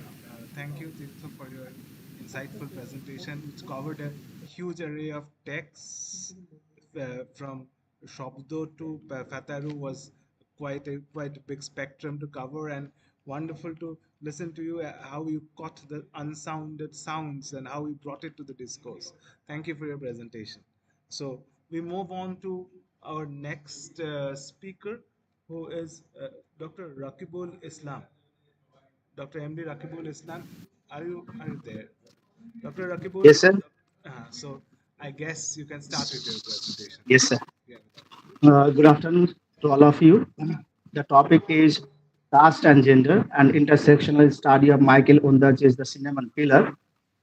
This study primarily aims to explore the patriarchal representation and its treatment of women as a sex object through the images of beloved's body, besides caste hierarchy in Michael Ondaatje's The Cinnamon Pillar. In the poem, the speaker takes a bold and argumentative approach towards his beloved's body. Undaje discusses what might happen if speaker, a lover, becomes a cinnamon pillar, as he wishes to be a cinnamon pillar. As a cinnamon harvester, he would yield cinnamon spice from the bark of cinnamon tree and would get it processed into yellow bark dust, and then he would spread the aromatic dust on his beloved's body. As a potent scent and aesthetic object, cinnamon works as an instrument of illusion, alluding the physical bond or relationship between lover and beloved. At the same time, spice, that is cinnamon, metaphorically denotes the dominance of men over women. Here, Undaji cooks love sex urgency as raw materials in his poetry and publicizes lovers' private lives and experiences. The way the speaker, that is the lover, epitomizes his feelings and emotions in his poetry, directly connecting with Kamala Das's poetry that accurately asserts women's freedom of body and sexual aspirations. Ondaje also focuses on the theme of adultery as the beloved loses her faith in her lover, creating a rift between lover and beloved. Here, a man can easily develop a relationship with other women without any question, while a woman, if done so, would be judged as immoral and characterless by our conservative patriarchal society. Moreover, women are defined and represented with men's occupations and presence in the poem, as women were depicted as grass cutter's wife, cinnamon pillar's wife, and lime burner's daughter. They depend on their counterparts, that is male, who confine them in domesticity and assign them all household activities. So, men are only defined by what they do, while women who lack personal identity like them are described and referred only through patriarchal gaze. Undaje targets the people and male dominated Sri Lankan society where women are still being silenced from participation in social and political activities. Moreover, Sri Lanka is considered as a casteless society where social division and stratification are less critical and futile. It does not have much significance due to its cultural assimilation and modernization, but we cannot deny its caste based social stratification among different ethnic groups and its attributions in Sri Lankan society.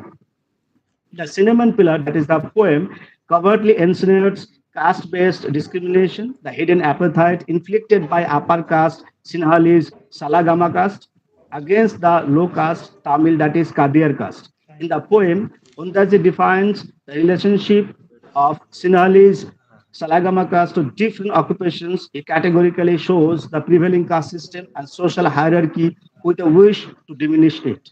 Reading of the poetry lead us to identify and decode Cinnamon Pillar as Purundupura belonging to Sinhalese Salagama higher caste. The narrator quests for new identity desiring to be cinnamon pillar creates a possibility of intercultural mixed identity with his low-caste beloved. As a post-colonial writer, Ondaji always dissects fixed national identity and believes in the creation of nameless and nationless identity. The narrator, that is the beloved, wishes to hypnotize his beloved by cinnamon's dust. Ondaji, as beloved, we can say that is very much conscious of his volatile or eccentric identity of half Sinhalese and half Dutch blood. So actually, Ondaji tried to show the caste-based discrimination with the gender discrimination in his poetry. That is all about my presentation. Thank you so much, Dr. Islam. Uh, I have heard how your paper offers a compelling and layered reading of this poem, The Cinnamon Pillar. It's brilliantly illuminating the intersection of caste and gender within this framework of Sri Lanka's complex social hierarchy. Your analysis of how the poem subtly critiques the confinement of women to domestic roles is both sharp and evocative. By situating Ondachi's sensual language within a broader socio-political context, you have effectively revealed how desire, power, and social stratification intersect. And I would also like to comment on the echoes of appetite that you mentioned in this paper. This is deeply political in Ondachi's poetic world. Thank you so much for this thoughtful paper. Thank you, ma'am. Thank you. And now I request Rinki Devnath, if she's present, to start Yes, the sir. presentation. Okay, just a second.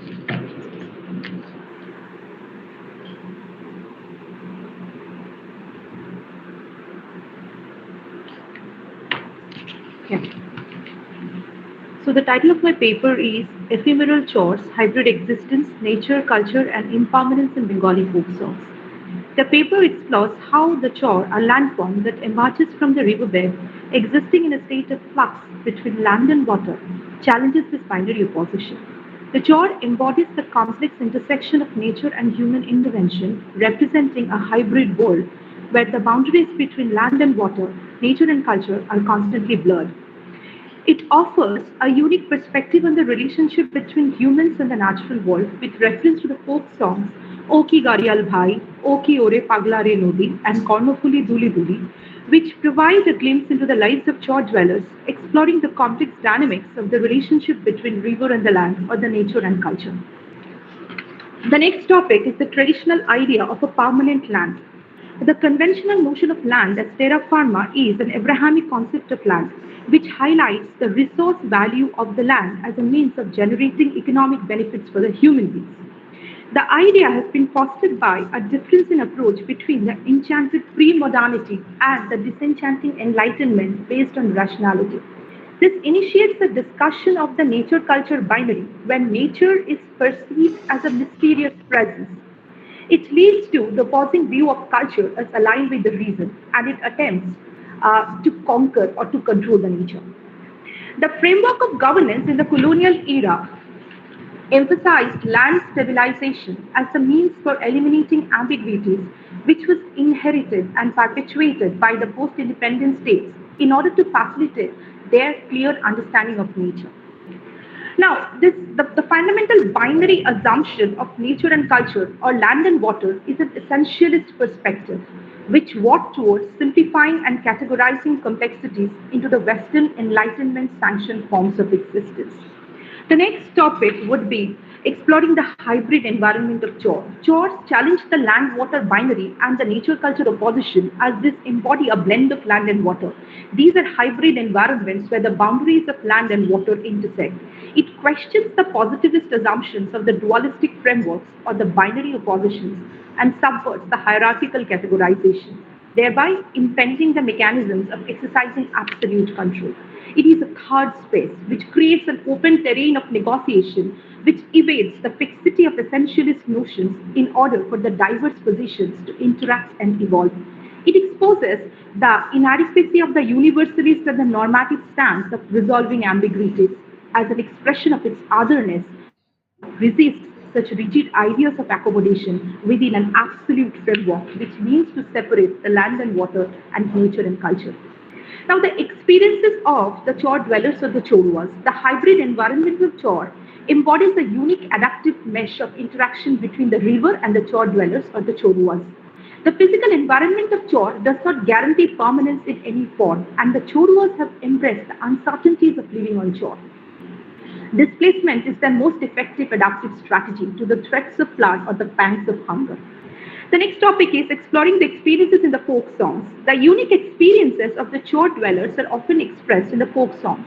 Bhavaiya is a local folk tradition in the northern West Bengal, southern Assam, and northwestern parts of Bangladesh. The lyrical content of Bhavaiya draws significantly from the region's unique landscape shaped by numerous rivers. The iconic song, Oke Dariyal Bhai, Koto Kobo Ar Hushker Jala. It explores the complex emotion of passionate yearning of the woman for her beloved partner, whose circumstances often lead to long periods of separation. It is in accordance with response of displacement, the fluvial world of Chor, where the lives of the Choruas are shaped by the uncertainties and hardships of a marginalized existence. Another song, which is Oke Ore Pagla Re Nodi, it explores the theme of the emotional plea and lamentation, highlighting the river's destructive power. It shows the idea of displacement caused by the turbulent river which has ravaged the homes of the Chor dwellers. The next song is Kornofuli Duli Duli, which is again marked by the prolonged instability stemming from both the political turmoil and the environmental disruption.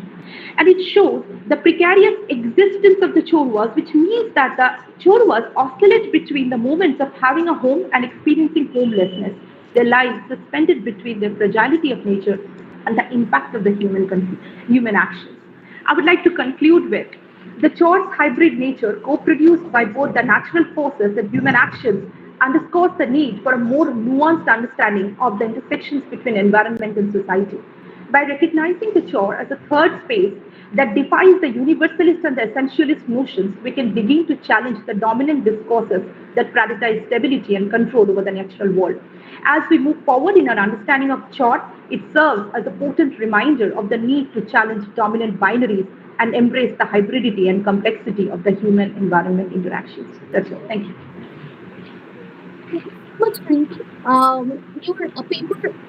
Your paper presents a beautifully original and deeply thoughtful engagement with the themes of nature, culture, and impermanence in the folk songs of Bengal and Assam.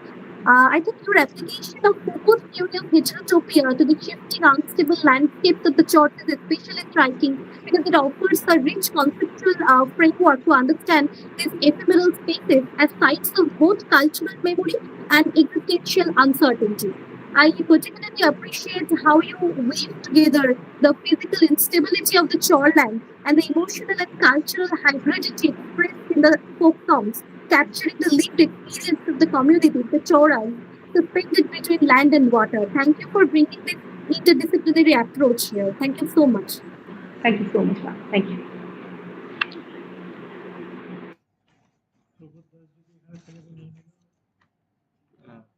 Thank you.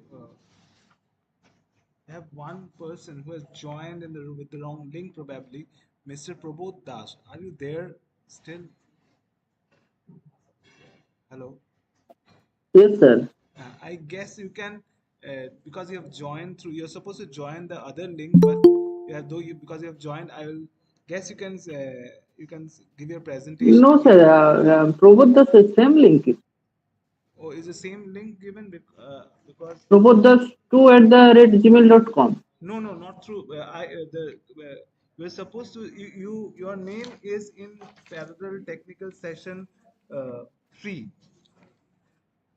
and the Google Meet link for parallel technical session 3 was different. I guess that would not be a problem. It's fine. You have joined here, Okay, so you can give your presentation here. If okay, sir.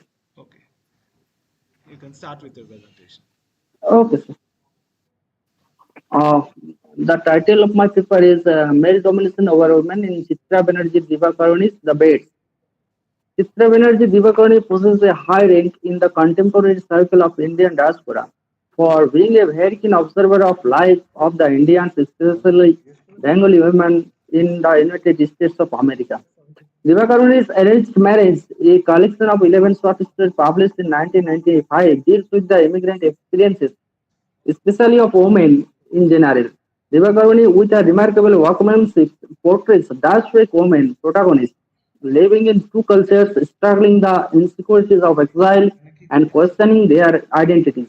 Divakaruni's short story, The Bates, portrays how a woman is dominated and tortured by a patriarchal figure that means none but her own husband and endures the loss, but finally goes to her husband.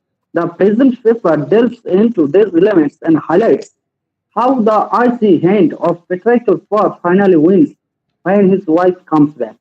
A beautiful world would be established when the equal power, equal importance would be given to both husband and wife. It is everywhere in the world where a wife is suffered, tortured, harassed, punished, and dominated by their icy hands of their husbands. It should be stopped very soon. The Bates by Chitra Banerjee Divakaruni is one of the most famous short stories in arranged marriage, and it is the first story of the series. In this story, the author depicts is that how a woman is dominated and tortured by the patriarchal society where a woman is nothing but only a sexual partner. In the story, we find that how a daughter saw her mother tortured by her father. Daughter described that year, mother cried a lot, nights or maybe. She had always cried, and that was the first year I was old enough to notice. I was wake up in the hot Calcutta dark, and the sound of her weeping would be all around me, pressing in wave upon wave until I could no longer tell where it was coming from. The first few times it happened, I would sit up in the narrow child's bed that she had recently taken to sharing with me and whisper her name. But would that would make her make her pull me close and hold me tight against her shaking body, where the damp smell of talcum powder and sari stitch would broke me until I could bear it any longer and would start to struggle away, which only made her cry more. Divakaruni's story, The Bed stings with fear and horror. The daughter is much in fear when her father came back from the work late at night as he was a foreman at the Rasbihari printing press and worked very hard. After coming home, father tortured her mother as the daughter's words. I heard him, though shouts that shook the wall of my bedroom like they were paper. The sounds of falling dishes. Things fell a lot when father was around, maybe because he was so large. His hands were especially big, with blackened, split nails and veins that stood up under the skin like blue snakes. I remember their chemical smell and the hand feel of his fingers from when I was little, and he used to pick me up and down, while mother pulled at his arms, begging him to stop. And I screamed and screamed with terror until I had no breath left. Child's worlds should be very beautiful and full of nice imagination, but in the story, the daughter is living in a world where horror only exists. The daughter describes in her own words about the condition of her mother. It was high up on her cheek, a yellow blotch with its edges turning purple. It looked like my knee did after I bumped into the chipped mahogany dresser next to our bed last month. The wife in the story suffered much. Her world was full of cries and tears. It was a very fearful and horrid time at night. The daughter saw her mother crying at night, but during daytime it was safe time. Sorry to cut you short.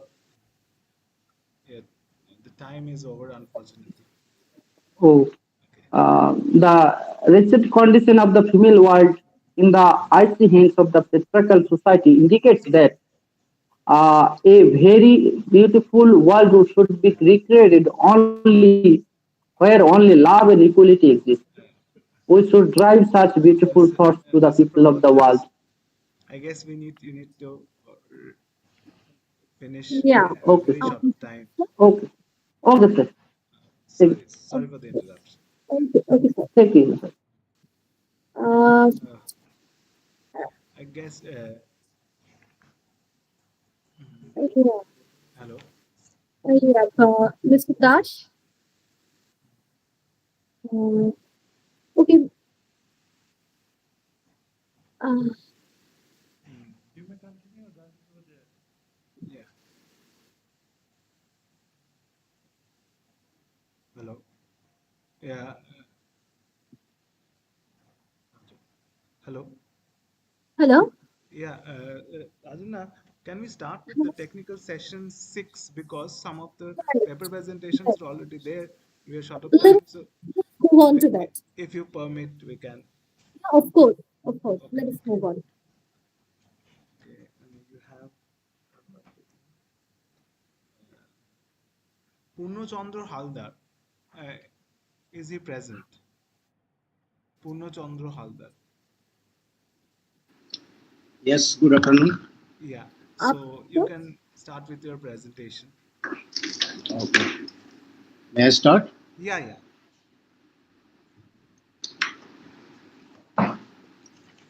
May I switch off my video? Yeah. You are. Hello. You're Am I visible. audible? Yeah. You're visible and audible both. Okay, okay, good. Thank you. Good afternoon to the respected chair. good My heartfelt, afternoon. yes, I think some technical glitches. Sound is, am I audible to you all? You are Yes, clearly yes, audible. Okay, okay, okay. Okay. To my good friends, a lot of thanks to the faculty members of both the colleges, organizing colleges. Uh, my topic is ambiguity of body, identity, disability empowerment, a study of Malinichiv's one little finger and Priti Moga's flight without sides.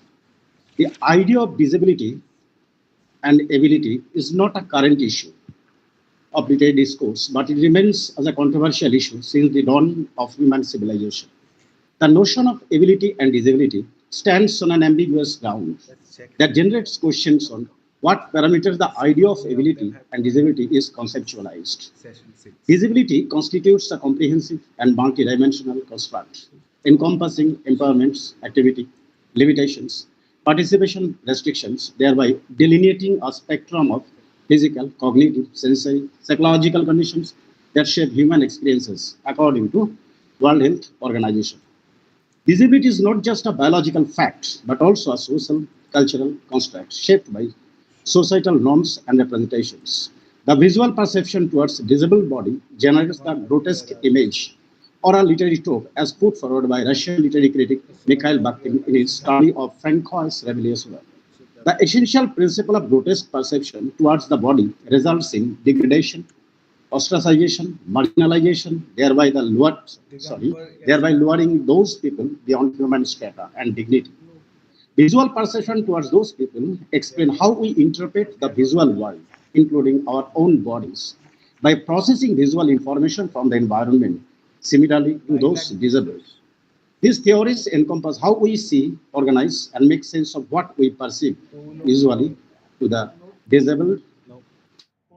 They also address how our past experiences and expectations influence what we see and derive concept and how we treat those people with some physical differences. Having a disability often elicits negative behavioral reactions from so-called the able counterparts, even when these reactions are unintended. For example, able-bodied individuals are often compelled to stare at people with negative biases, a behavioral that frequently causes those with disabilities to feel ostracized and dehumanized, according to Goffman. The present paper aims to explore the ambiguity of the body, disability, and disability empowerment as experienced and shaped by Malinichi in her one little finger and Priti Monga in her flight without sides. Malinichi, one little finger. Malinichi is one of the pioneering female figures with spastic disability from her birth.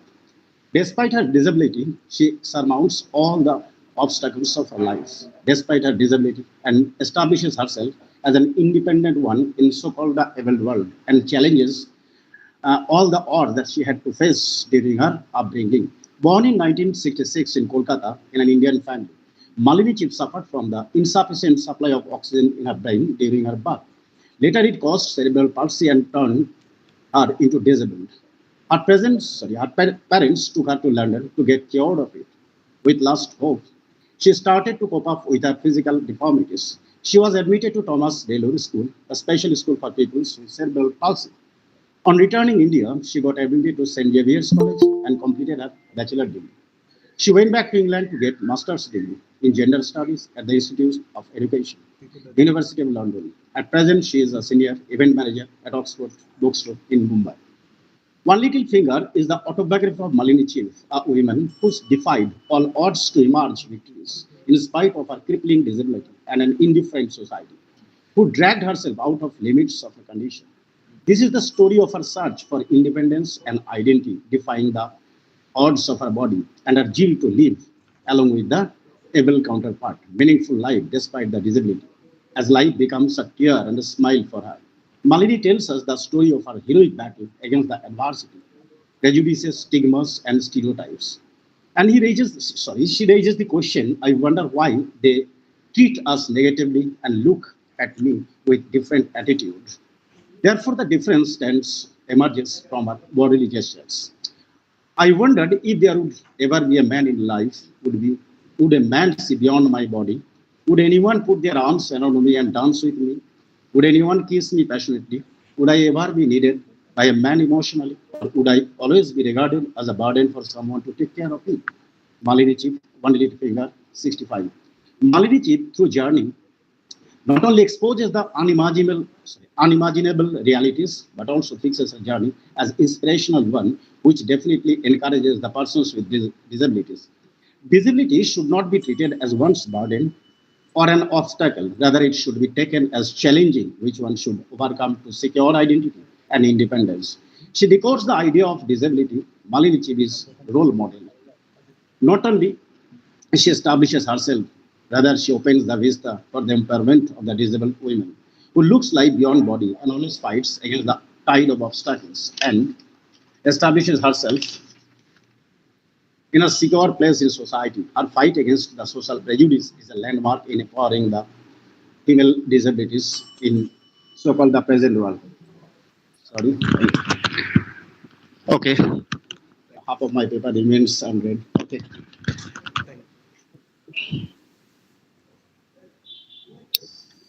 Dr. Haldar sir, are you finished? Yes.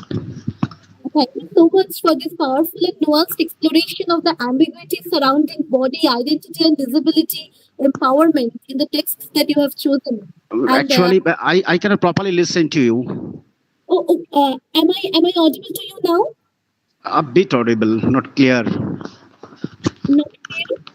I was just appreciating your paper. That's it, sir. Thank you so much. Okay. Thank you, ma'am. Thank you so much, sir. So we can move on to our next presenter. She's Sugandha Priya Raj, MA English, student of MA English, SEM 4, Department of English, University of Delhi. Sugandha Priya Raj, are you there? Yeah. Yes, sir. You can start with your So, presentation. okay. My topic is From the Sublime to the Catastrophe in the Rime of Ancient Mariner and the Anthropocene. Samuel Taylor's Coleridge, The Rime of Ancient Mariner, is an early ecological allegory that remains strikingly relevant in the age of environmental crisis.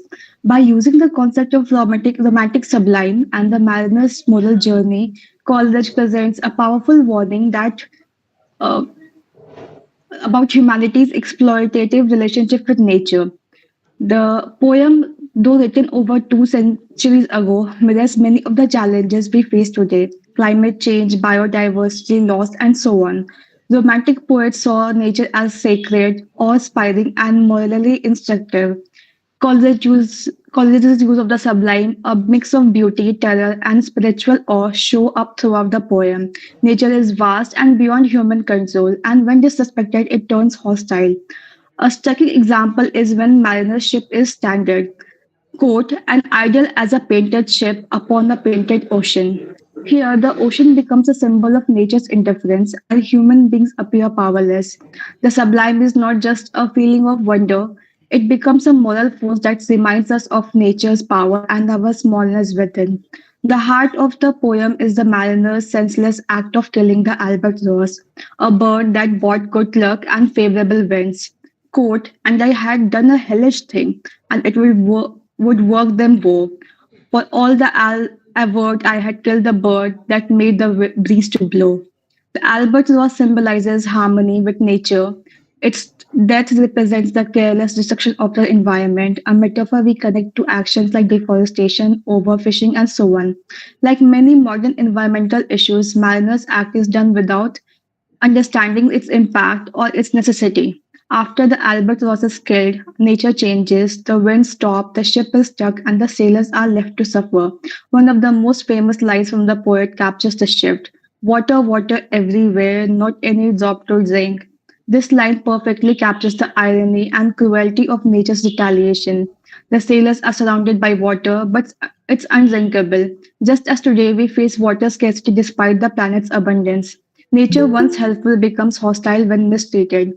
Coleridge suggests that nature is not passive. When exploited, it pushes back. The message closely mirrors the effect of climate change and ecological degradation. Mariner's redemption does not come from punishment alone. It begins when he feels love and awe for the sea creature he once ignored. Quote, O happy living things, no tongue. Their beauty might declare, a spring of love gushed from my heart, and I am blessed that I am unaware. This moment marks a shift from exploitation to appreciation. The mariner no longer sees nature as something to dominate, but as something sacred. The stunning point mirrors the change we need in modern environment thinking. From seeing nature as a source of recognizing its value. After this suffering and spiritual transformation, Mariner is cursed with all the need to tell his story.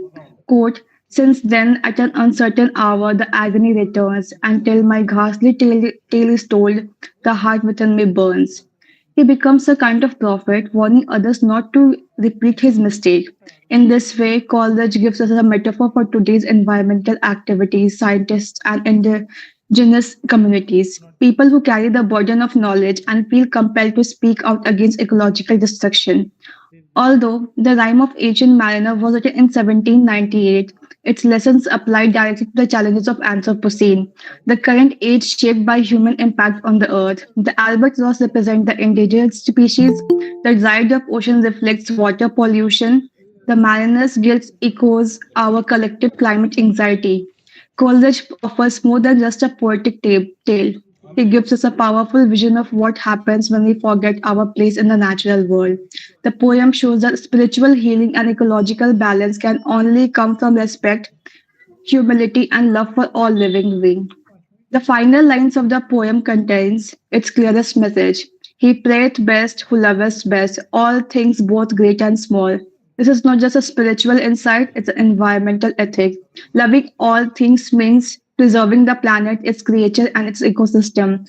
Coleridge's poem calls us to shift from dominance to stewardship, from exploitation to care. Thank you.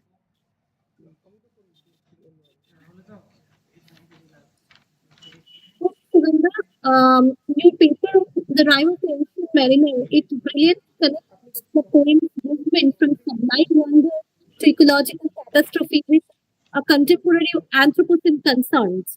I think by linking the mariner's senseless violence to modern environmental degradation and water scarcity, you reveal how Coleridge's vision anticipates today's urgent ecological crisis.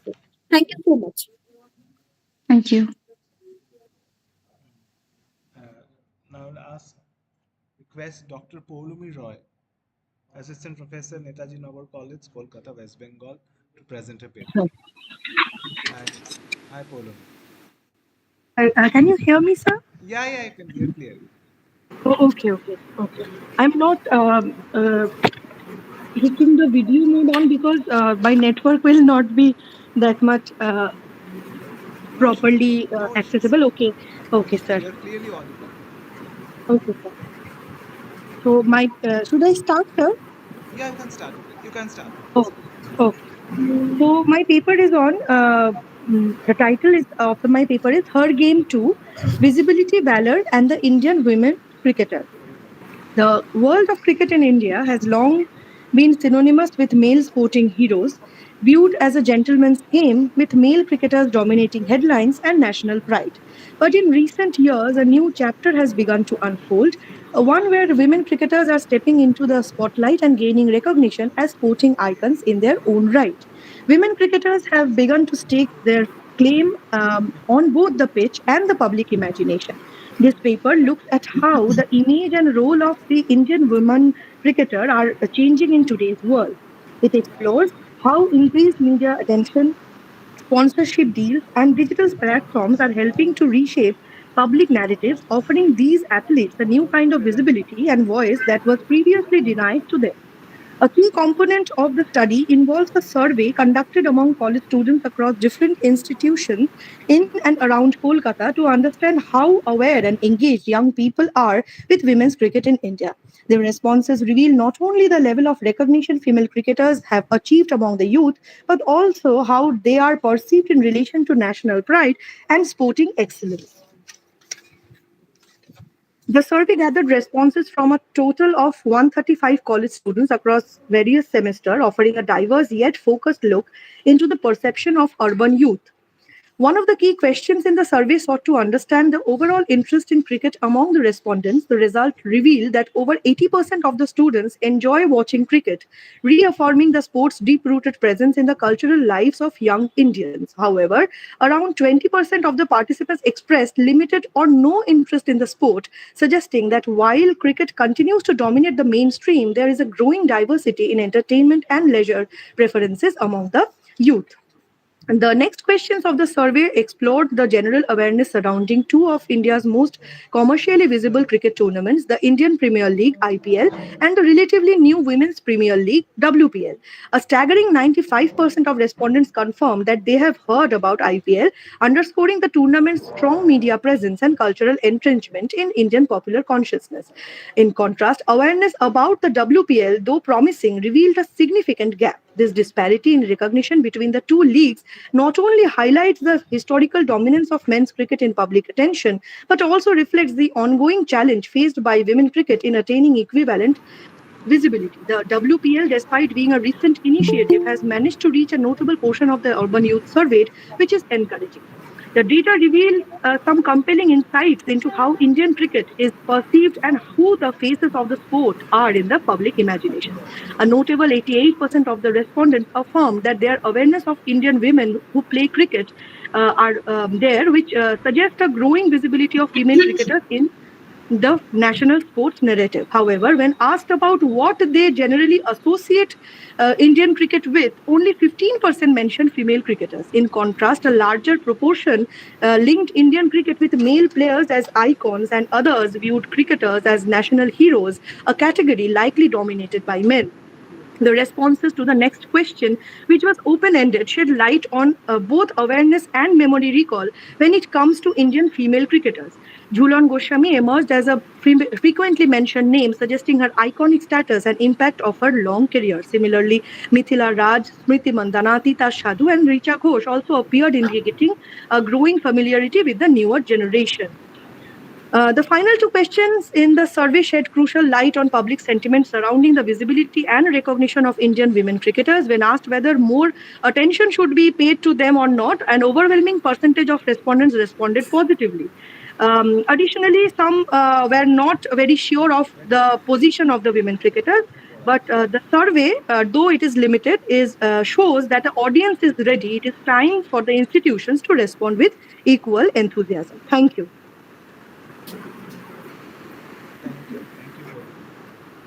Okay, Dr. Roy, it was a very timely and engaging explanation on the visibility and valor of Indian women cricketers.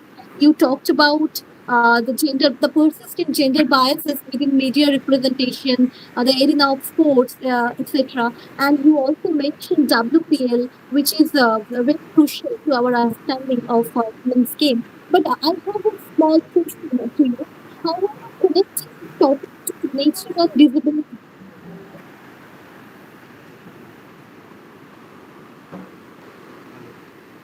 Hello. Dr. Roy, did you hear me? Ma'am, your question was not clearly understood by me because there were some other noises.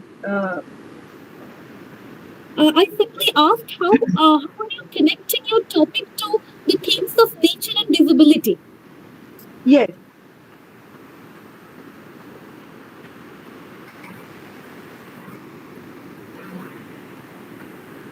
Hello. I think there is a problem. Let's just move on. Thank you so much, Dr. Roy. Okay, We can move on to our next presenter. We have Siddhartha Mukherjee. Siddhartha Mukherjee, are you there? Yes. Yeah. Um, I hope everyone can hear me. You're audible. Good afternoon. Okay, thank you, sir. Good afternoon, everyone. I extend my warm greetings and regards to one and all. My name is Siddhartha Mukherjee. I'm from West Bengal, District Howrah. I have postgraduate degrees in English literature and in sociology and a few diploma and certificate courses to my credit. And I'm a rather happy independent research scholar. I thank the organizers, advisors, technical committee, conveners, and all the team members for their tireless work. And yes, sir. Can you put your if you're not uncomfortable, can you put your No, it's not a matter of discomfort, sir. Actually, I do not want any sort of bandwidth issue to interfere with the presentation. So maybe I can just turn off the camera, present my paper, and then I can turn it on. Yeah, that would be very helpful. That would be very helpful. Okay, if you don't mind, may I proceed with my camera turned off? Yeah. Because it's a frequent problem. It occurs sometimes. So if the bandwidth issue interferes, I don't think. Okay. Recording thing that needs to be done. We are done with it. You can switch off. Okay. Oh, so let me continue. Yes, I want to thank the organizers, advisors, technical committee, conveners, and all the team members for their tireless work and for giving me the opportunity to present my paper. So I have 5 minutes at my disposal and I'll try to be brief and concise. PPT would have helped me much to show my methodology and findings, but I'll have to stick to the instructions. I'll be reading out some of the key highlights of my paper, so kindly bear with me. The title of my paper is An Artful Symmetry, Re-examining Gender and Dramaturgical Filmmaking in Pedro Almodovar's Pain and Glory. Mise en abîme functions within complex correlatives of reflexive or self-referential effect at the textual margins. Oddly enough, the spaces separated yet connected allow art to develop its connections almost like a special effect within the very sources from which it is being reproduced. Such oneric dimensions effectuate unbridled mechanisms. To give one example, Jan Mamy's photo book, famous photographer, German photographer, and he titled his photo book Mise en abîme, becomes emblematic of what the eponymous theory is all about.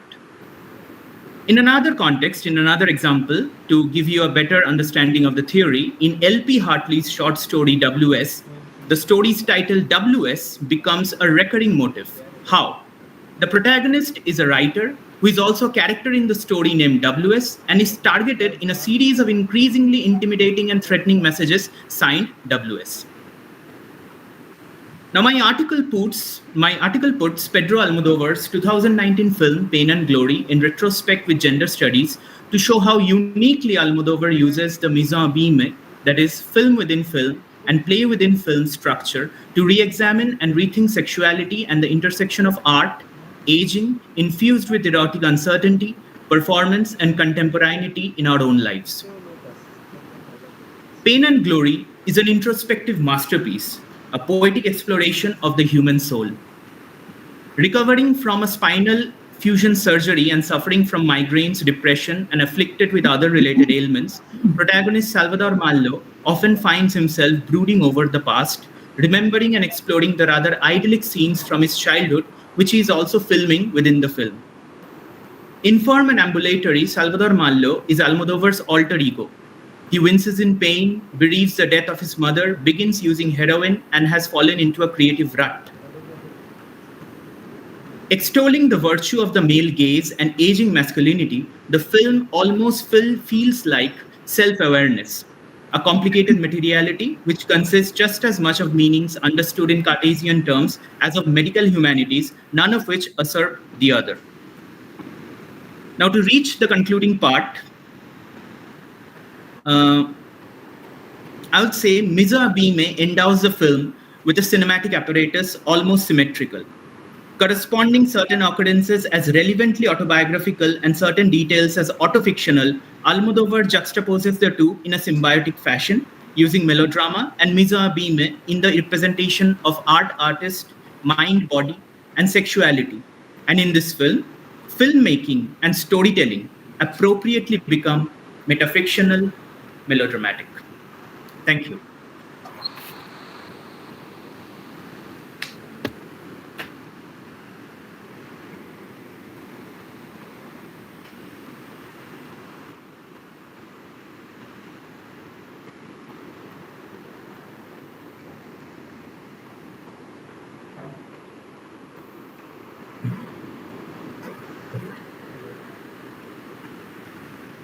Hello.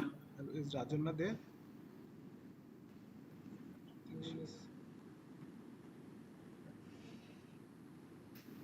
Okay.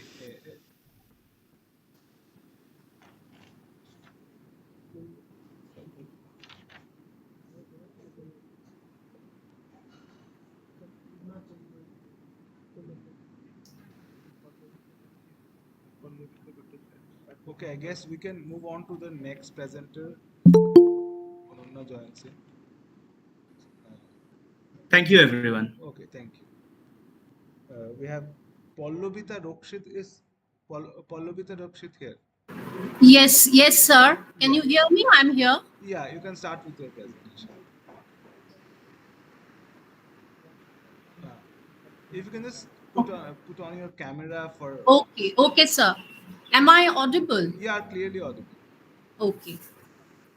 I would like to thank the organizers of this seminar, the academicians who have worked tirelessly, and also the technical support team who have managed to guide us throughout the pre-seminar technical glitches.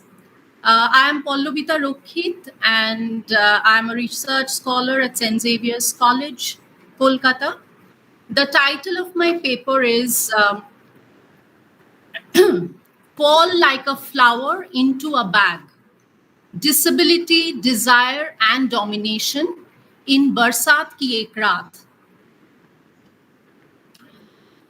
Representation of female disability in mainstream Hindi cinema has mirrored the erasure of intersectionality in the social construction of disableism, wherein the location of the female subject within a grid of class, gender, ableist, racist structures has been made inconspicuous.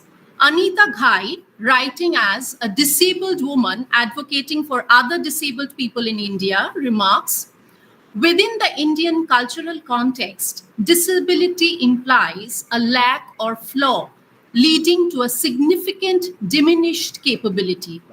Western disability studies often fail to comprehend the reality of disability in India, which is often marked by a complex amalgam of class, gender, and caste issues. Feminism, with its emphasis on multiple oppressions, is the key to guiding disability studies and research. I close the quotes. The reiteration of what Ghai calls the charity pity model can be observed in the portrayal of the disabled female subject in films like Sanjay Leela Bhansali's Black, where the male must perform the rescue act and confer personhood on the disabled female through her initiation into language. The circumscription of the disabled woman within this paradigm of the doubly disadvantaged, bearing the burden of being a woman and a disabled person, has been noted by the likes of Jenny Morris and Susan Wendell, among others. Nilika Mehrotra defines the issue further when she writes, there is a growing literature today that points to the gendered dimension of disability in the Indian context. The dominant discourse emerging out of these studies focuses on societal ableist conceptions acting as impediments in women's aspirations to lead normal lives with marriage and children, as they are seen as unfit to be wives and mothers.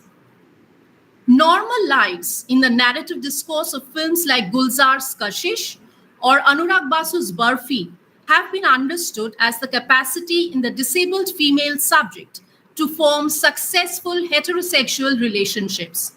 These films, while acknowledging female desire and investing agency in the female subject, fail to address the intersectional dimension of a disabled female's marginalization and slip back into the belly of the romantic comedy, dictated undoubtedly by commercial expediency.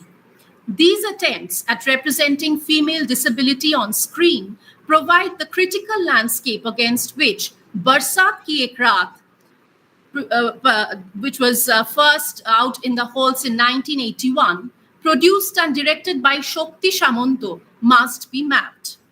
Shot primarily in the tea gardens of Darjeeling in West Bengal, Barsat Ki Ek Raat featured Rakhi Gulzar as visually challenged Rajni, Amitabh Bachchan as Inspector Abhijit Rai, and Amjad Khan as Kaliram Sahu in lead roles.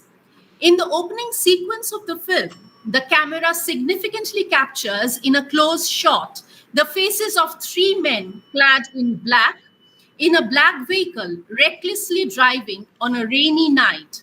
Barsat translates as rainy and Raat as night in Hindi. The genre of the film as a thriller and the correspondence between darkness and Kaliram Sahu, who is seen to be driving the vehicle, is thus established.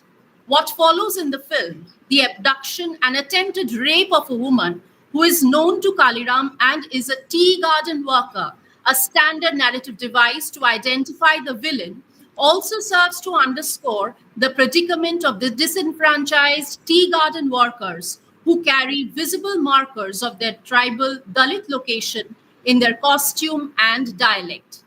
These women are what Human Rights Watch calls singularly positioned at the bottom of India's caste, class, and gender hierarchies, largely uneducated and consistently paid less than their male counterparts. Dalit women make up the majority of landless laborers and scavengers, as well as a significant percentage of the women forced into prostitution in rural areas or sold into urban brothels. Sir, I think I'm overshooting the time limit. If you can just give me 2 more minutes, I'll complete the paper. Can I continue or should I stop here? Try to end it as early as possible. Okay, sir. Okay. As such, they come into greater contact with landlords and enforcement agencies than their upper caste counterparts. Their subordinate position is exploited by those in power who carry out their attacks with impunity. The use of women laborers as tools for sexual gratification by Kaliram must be seen in conjunction with his blatant disregard of fair practices in trade, his defrauding of the plantation workers, and his rapacious loot, along with his father Hariya Sahu, played by Utpal Dotto, of timber from the verdant hills of Darjeeling. It is this locus of ecological, social, economic, and sexual offenses which provides the discursive possibilities to understand female disability within a feminist eco-critical framework. Rajni, the visually challenged woman, is introduced in the film through a panoramic long shot with the picturesque Himalayan mountains and coniferous trees providing the backdrop. The male gaze that Laura Mulvey critically examines captures Rajni not only as a desirable woman, but in strategically used camera angles always place her in distinctively landscaped lawns or gardens. The aesthetics that drives the cinematography of these scenes with Rajni carry the ideological equation of the desirable woman with curated, controlled landscapes. Referring to Susan Griffin's Woman and Nature, Greta Gard writes about the feminized status of women, animals, nature, and feminized others, children, people of color, farmers, slaves, as well as the body Sorry to itself. interrupt. Your time is. Yes. Okay, sir. Then I'll just stop here. Thank you. Thank you. Okay. Yes.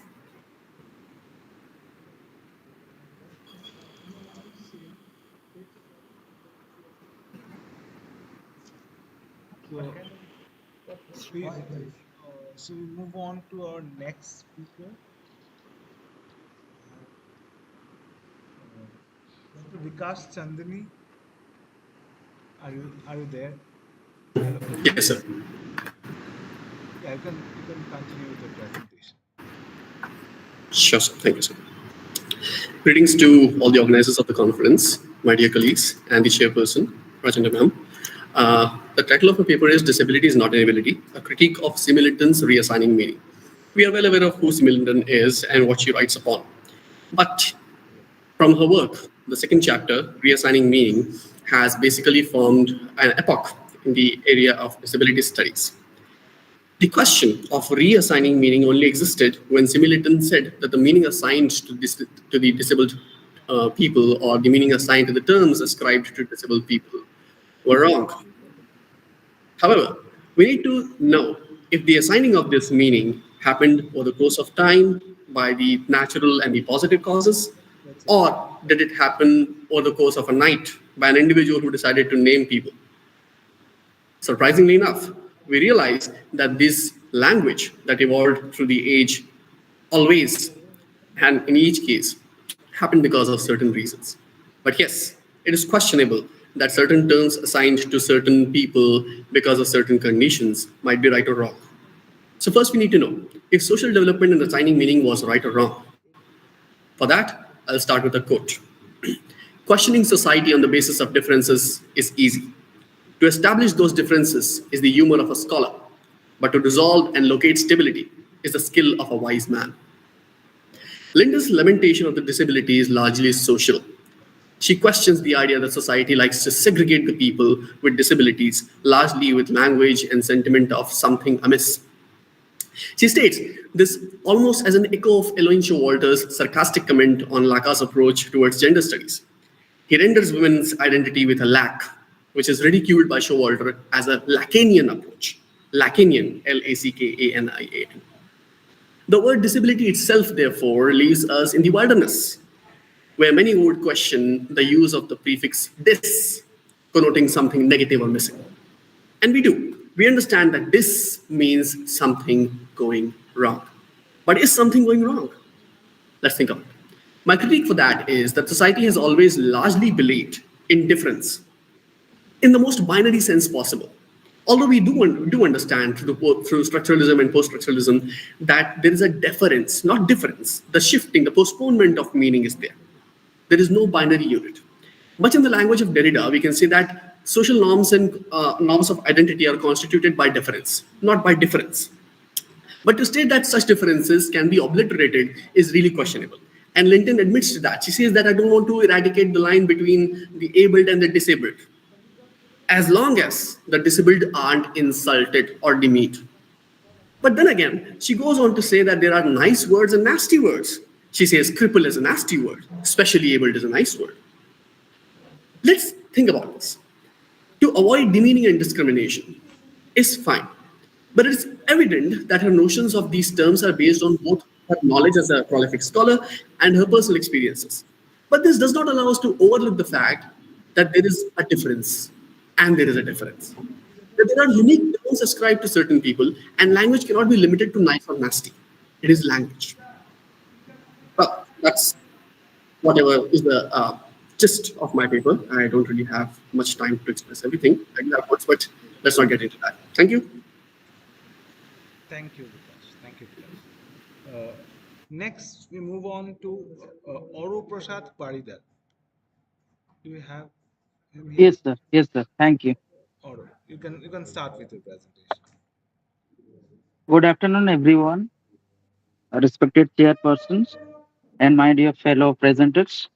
So, the paper I'm going to present, entitled "The Perennial Denial and Tormented Self: Representation of Trans Women's Struggle for Space and Social Validity" in Megha Majumdar's Burning. Indian English literature has seen different representations in the past few years, and the progress it has made in reflecting the society and its ways of living is to be acknowledged. Third gender has been represented in classical Indian epics like Ramayana and Mahabharata, But concerning the contemporary times, there has been a dearth of talks and discussion on transgender and their role in the society. My paper focuses on the trans women's struggle for space and social validity, as well as their psychological deliberation in the novel A Burning, published in 2020, written by Megha Mazumdar. This novel is perhaps the first fiction to have a trans woman as one of the central characters. Her name is Lovely Hijra, tells her story, and she aspires to be an actress in Bollywood. And this novel delineates her struggles, how she finds the society is not at all tolerating the third gender persons, and the depiction of the struggle of third gender is represented by Lovely, a Hijra, or called the transgender. So, transgender is an umbrella term referring to a range of gender identities and expressions different to those assigned at birth. Because transgender is a word that has come into widespread use only in the past couple of decades, its meanings are still under construction. So, in the Indian context, we find that Indian Constitution claims to provide equal opportunity and rights to every citizen, but in the context of transgender, this doesn't seem to be a reality. In her debut novel, A Burning, Megha Mazumdar had tried to capture the most realistic image of modern India. Lovely, a trans woman, is struggling to breathe peacefully in this cruel society which continuously tries to marginalize her because of her non-conformity to the gender binary or binary gender. She asks for a space and social validity to live happily, to live on her own, but she fails to gain it. Although towards the ending of the novel, she becomes a successful actress, but her exclusion from the society, her painful struggle for a space, for respect, is the crux of my paper. This novel puts questions about how power and circumstance can influence individual lives and their choices, and to what extent individuals can be free in real sense when facing systematic oppression and suppression and choking of their voices. Lovely faces double marginalization, one due to her non-conformity to the gender binary, and secondly, her financial condition and poverty. Her character is a striking depiction of the challenges faced by transgender in India. Lovely undergoes pressures from the dominant classes, and she is subject to humiliation, emotional breakdown, and often with suicidal tendencies. She is insulted by the people as she is a hijra and she is considered as a bad woman. So she is considered as a lifeless animal. When she asks time to a local guava seller, he grumbles and doesn't respond her. In the words of Megha Majumdar, 8:30, he is grumbling because he is not wishing to share with me the fruits of his work. Nobody wants to talk to her. She has nobody to share her pain throughout her life. Nobody identifies her talents. Nobody is there to recognize her talents. Rather, she is again and again rejected being other. So these are the struggles, and especially when we find, especially in Indian context, we see that transgender, they do not have equal rights and equal educational or economic opportunities. That is why the Lovely, as a hijra, she also begs and she goes to the wedding ceremony to beg and to earn money. So transgender people feel numerous pain, faces atrocities from the police, from administration, from system. So even the constitution grants them all the rights, the society keeps them far from it. Even her parents had abandoned her. So this kind of life a third gender goes through because a kind of disability she has, because the society thinks that they are disabled, they cannot find a suitable place in the society. This type of this type of people are ostracized from the society by a dominant class. So with this, I'll conclude. Thank you. Thank you. Thank you. Thank you, Arun. Now we move on to our next present. Rajana, you're there. Okay, you can continue. Thank you. Rajana, you're audible. You can. Yes.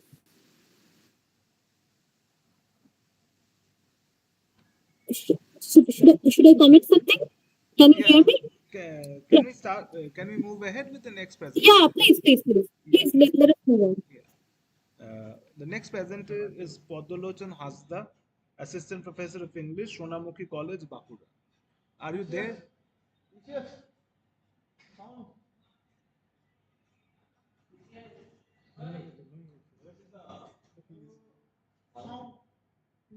Hello?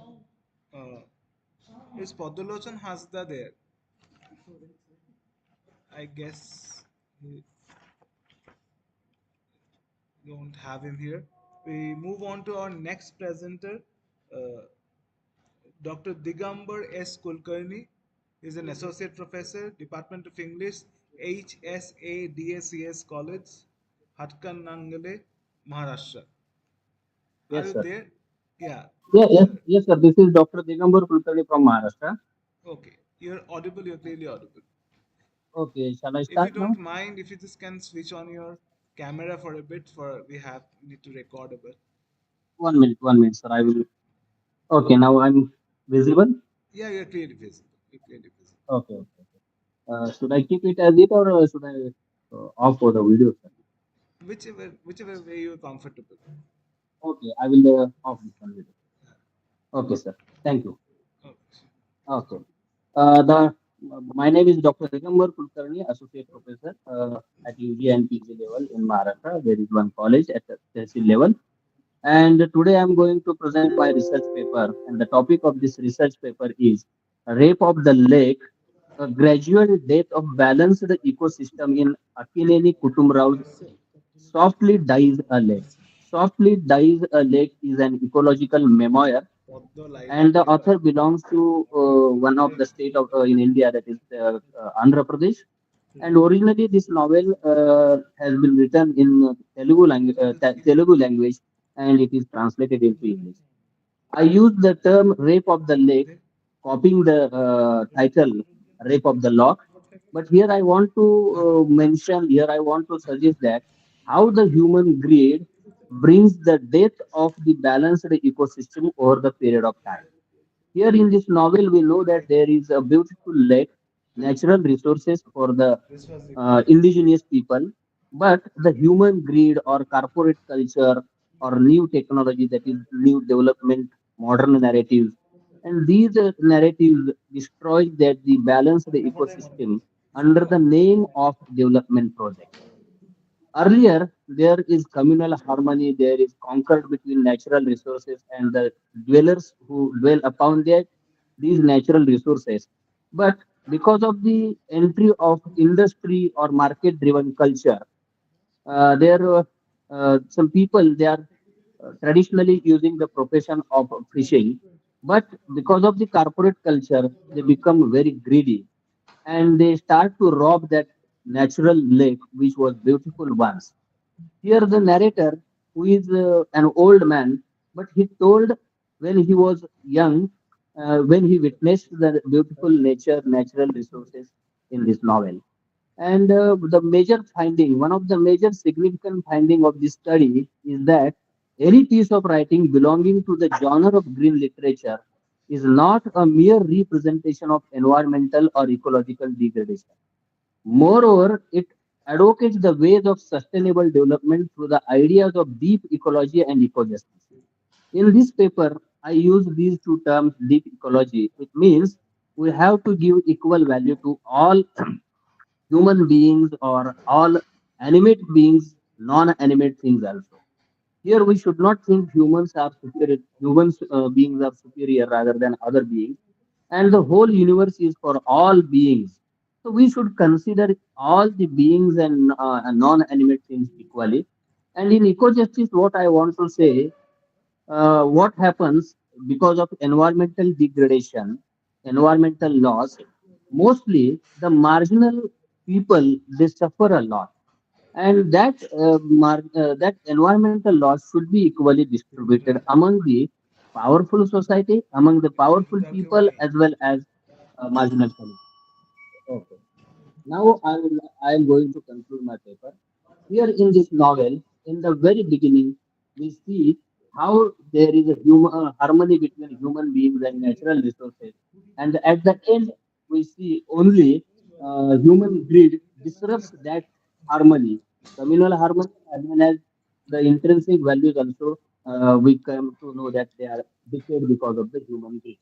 That is what I want to say in very brief. Thank you, sir. Thank you for giving me a chance.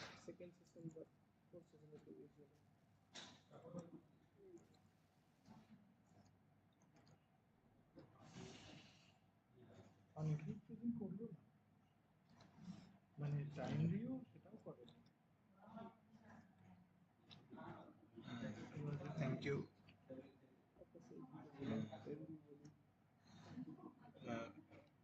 Rajuna, do you like to comment on the paper, or we can move on to the next presenter? Sorry, I could not hear most of it due to some network issues, probably. So I actually don't know how to comment. Okay. We can call the next presenter there. That would be better. Is Podolochon has the present?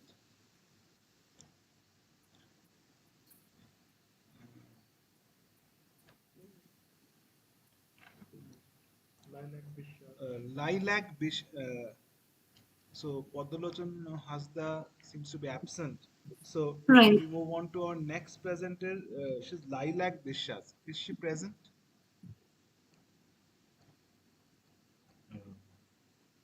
MD Moniruddin S. Sheikh. MD Moniruddin Sheikh. And Raji Srivastava. Raji Srivastava. I think Uttam Das. Uttam Das. Unfortunately, Purnachanda. Unfortunately, I guess Podolochan had joined, but for some issues he had to leave. So I guess we are almost at the end of this session. Few of our presenters are absent. So Rajana, if you have something to comment. Okay. At first, I would like to thank all of our speakers for their illuminating and thought-provoking presentations. Your work has not only enriched our understanding of the theme with which we are dealing in the seminar, but has also sparked new questions and directions for further reflection, I think. All the sessions that I have had the opportunity to chair, the sessions have brought to light several important themes. I remember subjects such as Dattani's representation of the queer people, the particular issue of environmental refugees, a paper which I was very much interested to hear was Dhapar Mart of Calcutta, which was somehow missed. The voices of Dalit women, caste consciousness, ecofeminism, the issue of monstrosity, abnormality, even references from our great epic Mahabharata, bring an insightful intersection of panpsychism and disability, soundscape and flannery, representation of the queer people, casteism, Bengali folk songs, cinematic portrayal of the disabled bodies. I hope I'm missing, I know I'm missing some of the important papers. This has truly been a diversified panel. Each speaker has brought a distinct voice, lens, and area of expertise, enriching the conversation in ways that highlight the importance of interdisciplinarity and the nature of our shared concerns. At last, I would like to thank the respected moderators, the technical support teams for their constant support, constant cooperation, and the wonderful management of this entire seminar. And with that, I formally conclude my part. Once again, I thank you very much for your confidence. Rajan, I like to interrupt. Those who were those who were absent have just joined in. So there are three more papers. I guess you have to wait a bit and listen to it. So we have Lilac Bishwas. Are you present? Yeah. Thank you, sir. Assistant Professor of English, Dinobandhu Mahavidyalaya, Bondra, 24 Pargona, West Bengal. So you can start with your presentation. If you don't mind, can you just put your camera on for a minute so that we can have a record of the stuff? Okay. Okay, sir. Thank you, sir. Actually, I am very sorry, sir. I am late in joining this program. No issues. There was examination duty was there. I got I have just slipped away from there. We completely understand. We completely understand. No issues. Thank you, sir. So, my today's topic is multiple phases and faces of marginalization in Shashi Tharoor's The Great Indian Novel.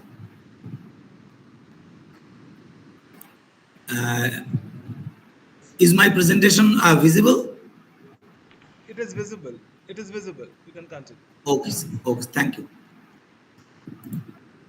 So, as we know that marginalization has long been a deeply entrenched feature of Indian society and manifesting through a complex constellation of intersecting operations and including caste-based discriminations, gender-based subjugations, religious exclusion, and the lingering effects of the colonial rule. And these hierarchical structures deeply embedded within the socio-political and cultural matrix of the subcontinent and have historically perpetuated systemic exclusion and institutionalized inequalities, and thereby shaping the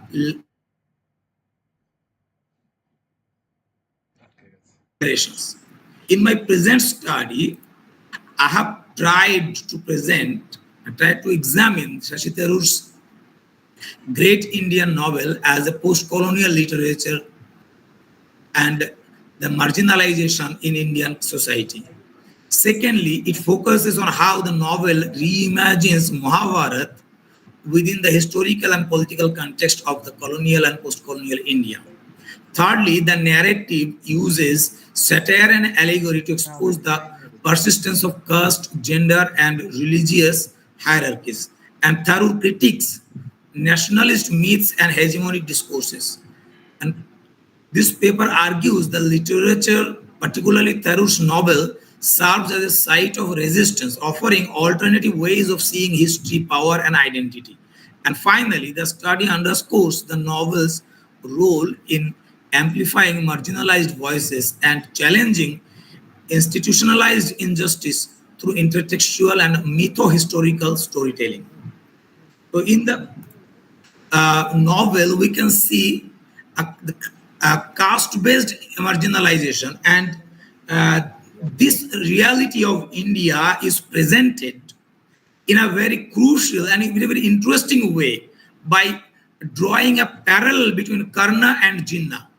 As we know that Karna was marginalized in his mythology in Mahabharata because of his low birth, and in Indian history also, as we know that Mr. Jinnah was not the high class Hindu, was a Muslim, and as a result, he was also struggling to get into the center of the power politics.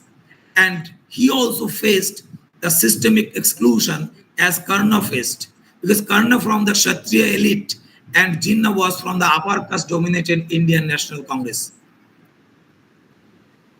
Secondly, I'm trying to go very fast as my time is very short.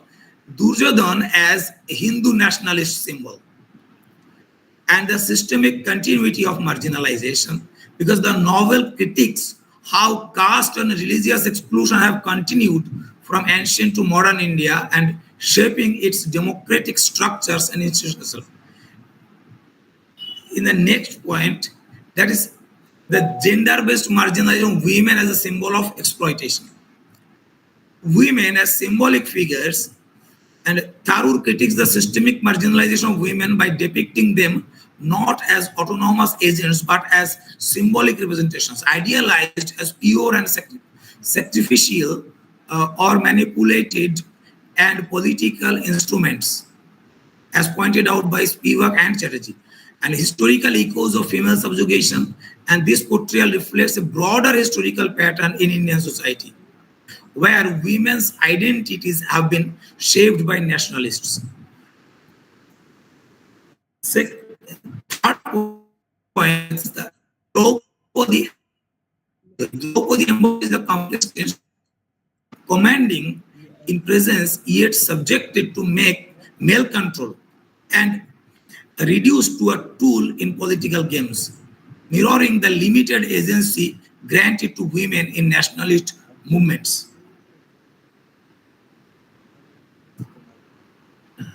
And Draupadi as India, this is a very interesting representation in Taru's novel, because the nation as a woman, the Draupadi as allegory for the nation, because in the great Indian novel, Draupadi Mokrashi, a pun on democracy, actually Mokrashi, is presented as an allegorical embodiment of India itself and symbolizing the nation's vulnerability to exploitation under both colonial and post-colonial regime.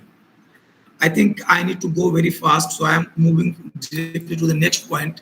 That is Priya Duryodhani as Indira Gandhi. Time constant. You can. Yes, sir, I understand. Priya Duryodhani in the great Indian novel is a satirical reimagining of Indira Gandhi and symbolizing the complex intersection of gender, power, and authoritarianism in post-colonial India. And it is also a paradox of female empowerment because her rise to power marks a symbolic rupture in gender barriers. Yet her autocratic dominance during the emergency, highlighting how female leadership can also reinforce patriarchal and hierarchical structures. Okay, I am coming to a conclusion as time doesn't permit. So the novel gives a nation of perpetual marginalization, exposure of systemic marginalization, and the critique of Indian democracy and failure of post-independence governance. A mythology as a lens for history, and the novel also gives a cautionary tale for India's future. And also the novel makes a call for radical re-engagements. Okay. Thank you.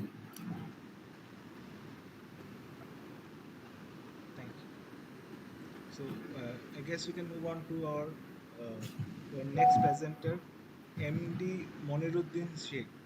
Are you there? And sir, with your permission, I would like to take a leave because. Yeah. I guess. No, okay, sir. Thank you, sir. Yes, sir. I am Mohammad Moniruddin Sheikh. Good afternoon, everybody. Thank you. At first, I would give my congratulations. Yeah, I would say thanks to the organizers, and from the very beginning I am present. But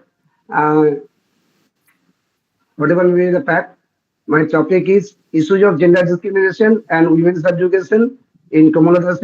I shall someday and in English issues as written a comparative study. So let's come to the point.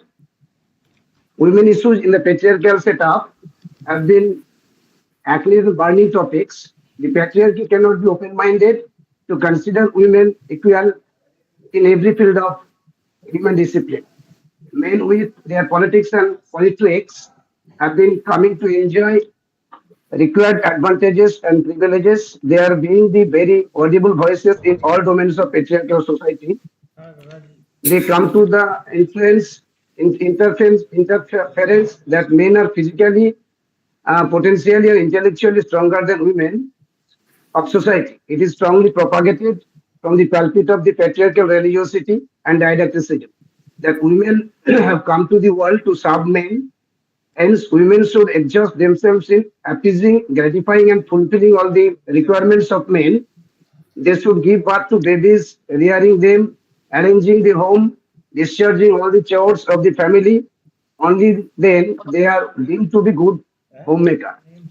If they dare to vie with the male counterparts in respect of social position, academic position, literary writing, or any other creative or productive activities, their male counterparts become hysteric and pounce upon them. They are compelled to lead the life of subservience and dependence. They are allowed to lead the degraded and below standard life. If they protest against the injustice, subjugation, discrimination, and deprivation, they are unspeakably tortured, molested, very often assaulted. This has been the actual scenario of women's position in the male-dominated society. These issues have been rightly addressed by the stakeholder of the post-colonial feminist movement, advocating for equality and freedom of repressed and oppressed women in the patriarchal society. Kamala Das and Amy D'Souza, two strong women voices hailing from Indian soil, are two literary women speak the words resembling the components exponents of the post-colonial feminist movement, even though they never openly like to be designated as post-colonial feminist. Kamala Das experiences disastrous and catastrophic conjugal life and ride the rude and crude face of the patriarchy in dominating women, coming within the clutch of men in the man-woman relationship in the form of love and marriage. Her experiences are therefore subjective. Being cornered, Mrs. Das becomes revolutionary and wages a vigorous literary surgical strike against the male callousness. Her individual fight turns into universal fight. She wants to liberate women from the male snare.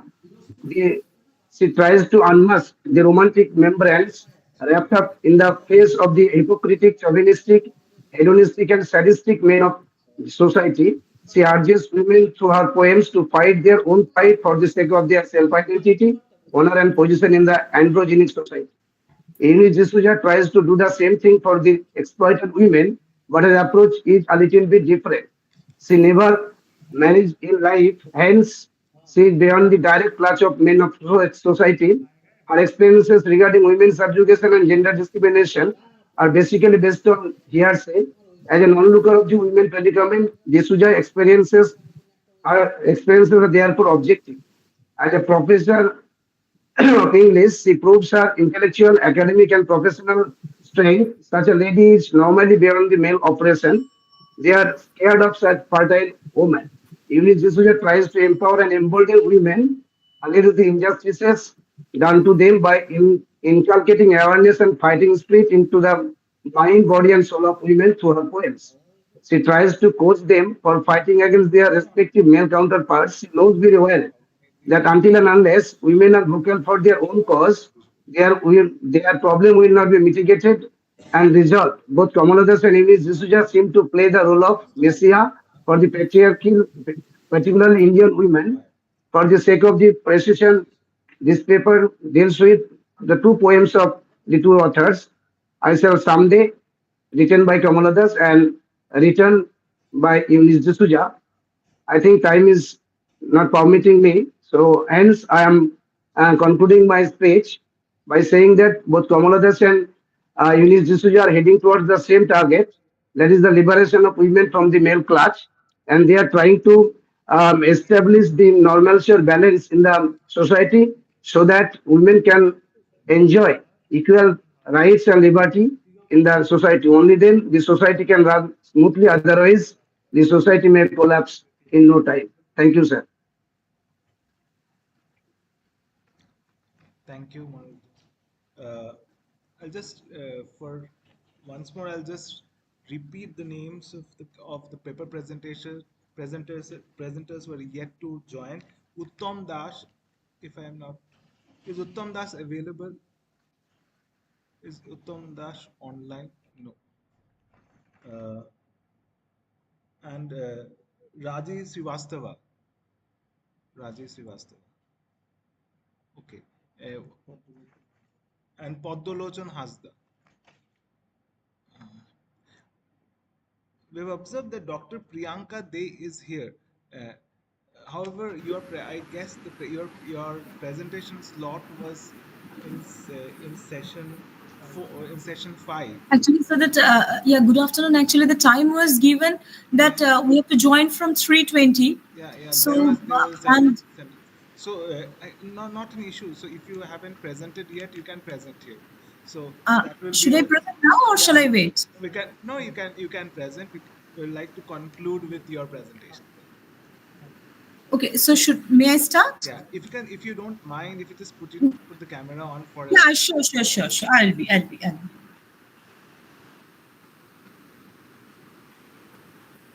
Thank you.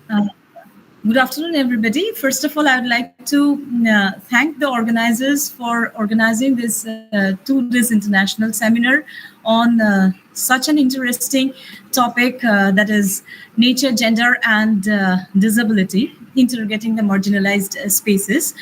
In alignment with the seminar topic, today my topic of presentation is nature, gender, and disability, interrogating the marginalized voices in Alice Walker's works from intersectional perspective.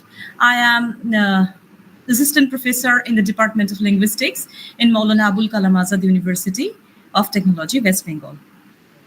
Actually, it's a very interesting topic that has been given, that has been selected by this to colleges. And what you're finding is that women writers have long been employing literature as a potent site of protest. And in this respect, American and African American women hold a leading position, challenging colonial legacies, patriarchal structures, and the systemic silencing of Black female subjectivities. Their work is deeply political and intensely personal. Literature becomes a means of reclaiming voice, agency, and dignity for those historically marginalized. Among such voices, Alice Walker stands as a pivotal figure whose literary over articulates powerful narratives of resistance and reclamation. And my paper critically explores the intersectional themes of this nature, gender, and disability in Walker's works, particularly focusing on 3 novels, that is The Color Purple, Possessing the Secret of Joy, and The Third Life of Grange Copeland. Using the frameworks of Black feminist theory, ecofeminism, and disability studies, my article investigates how Walker represents protest through embodied experiences of Black women shaped by racialized patriarchy, cultural displacement, and bodily trauma. Barbara Christian and Bell Hooks, along with Greta Gerwig and Caroline Marchant, foreground Alice Walker's role in reshaping Black feminist thought. And above all, Patricia Hill Collins's Black Feminist Thought, which was published in the year of 2000, further solidified the foundation of intersectional approaches to Walker's literature. In The Color Purple, what you're finding is that Sally's journey from voicelessness to empowerment is being mirrored in her growing connection with the natural world. The garden becomes a metaphor for self-cultivation and spiritual rebirth. Shug Avery's influence encourages Sally to see God not as a patriarchal figure, but as immanent in nature, echoing ecofeminist reimaginings of divinity. The novel resists hegemonic definitions of femininity and power, centering relational ethics, creativity, and care.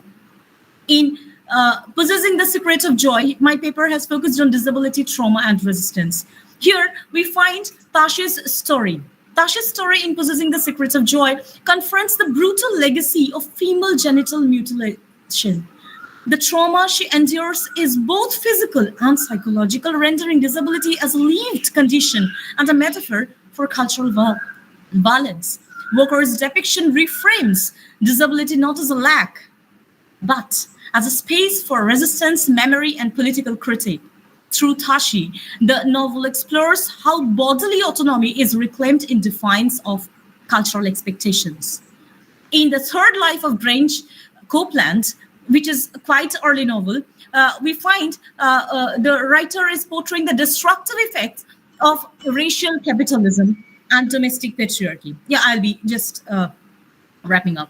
Grange Copeland's transformation from an abusive father to a repentant elder underscores the possibility of change even within entrenched systems. The text critiques not only external structures of oppression, but also internalized violence passed across generations. Black women's experiences, though often peripheral in the narrative, provide a moral counterweight and point toward communal resilience.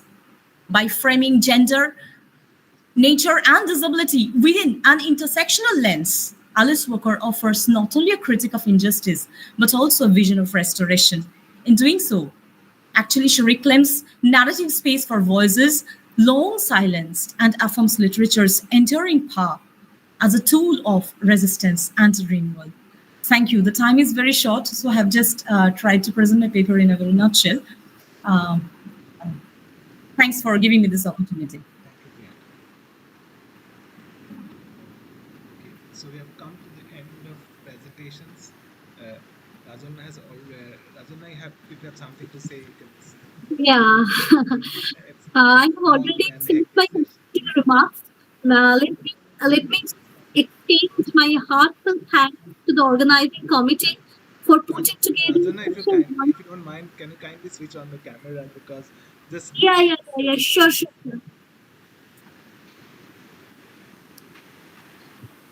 Am I visible to you properly? Yeah.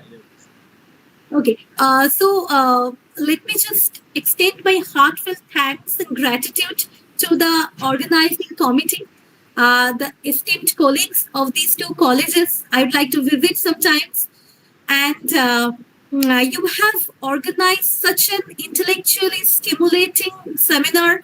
The curation of the topics were brilliant.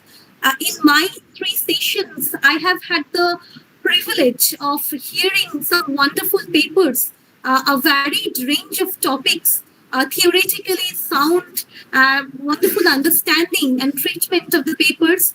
The time was short. I would have liked to hear them much more. I'm sure you shared the sentiment, and my a special thanks to Shubhajit Da and Devashish Da. They I know properly, and other esteemed colleagues of the departments. You have organized the sessions wonderfully. The time management was extraordinarily done. I have learned so much from you today. Thank you so much for the invitation. Thank you for giving us the opportunity and all my good wishes for future endeavors to you. Thank you, Rajana, for your kind words. It has been a long and hectic session for you, and you have been extremely patient. You have done a very patient listening, and I thank all the presenters for their wonderful papers. I congratulate them and I thank them for keeping to the time limit.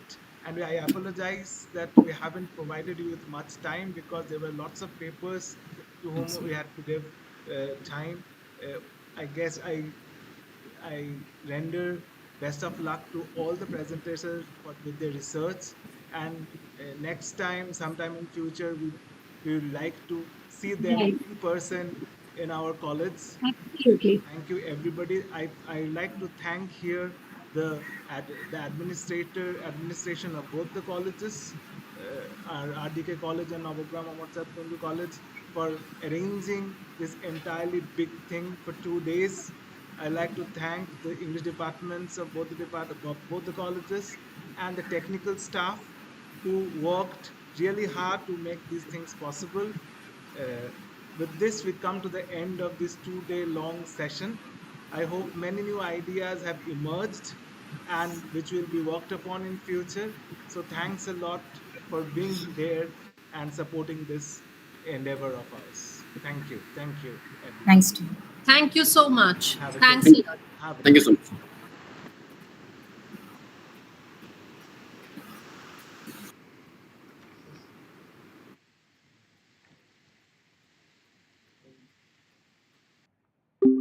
Should we end?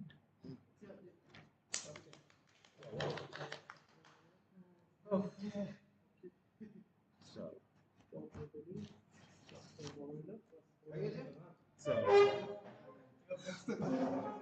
Hazarduari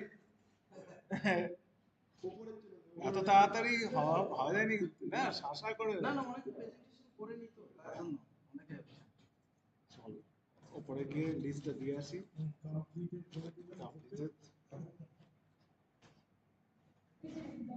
আমি জানি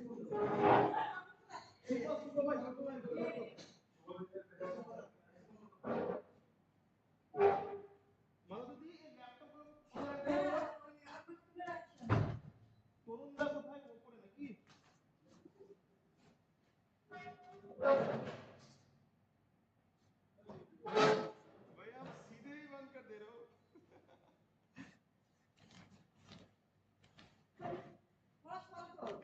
না আমি AC পাই না, laptop সব করে দিচ্ছি।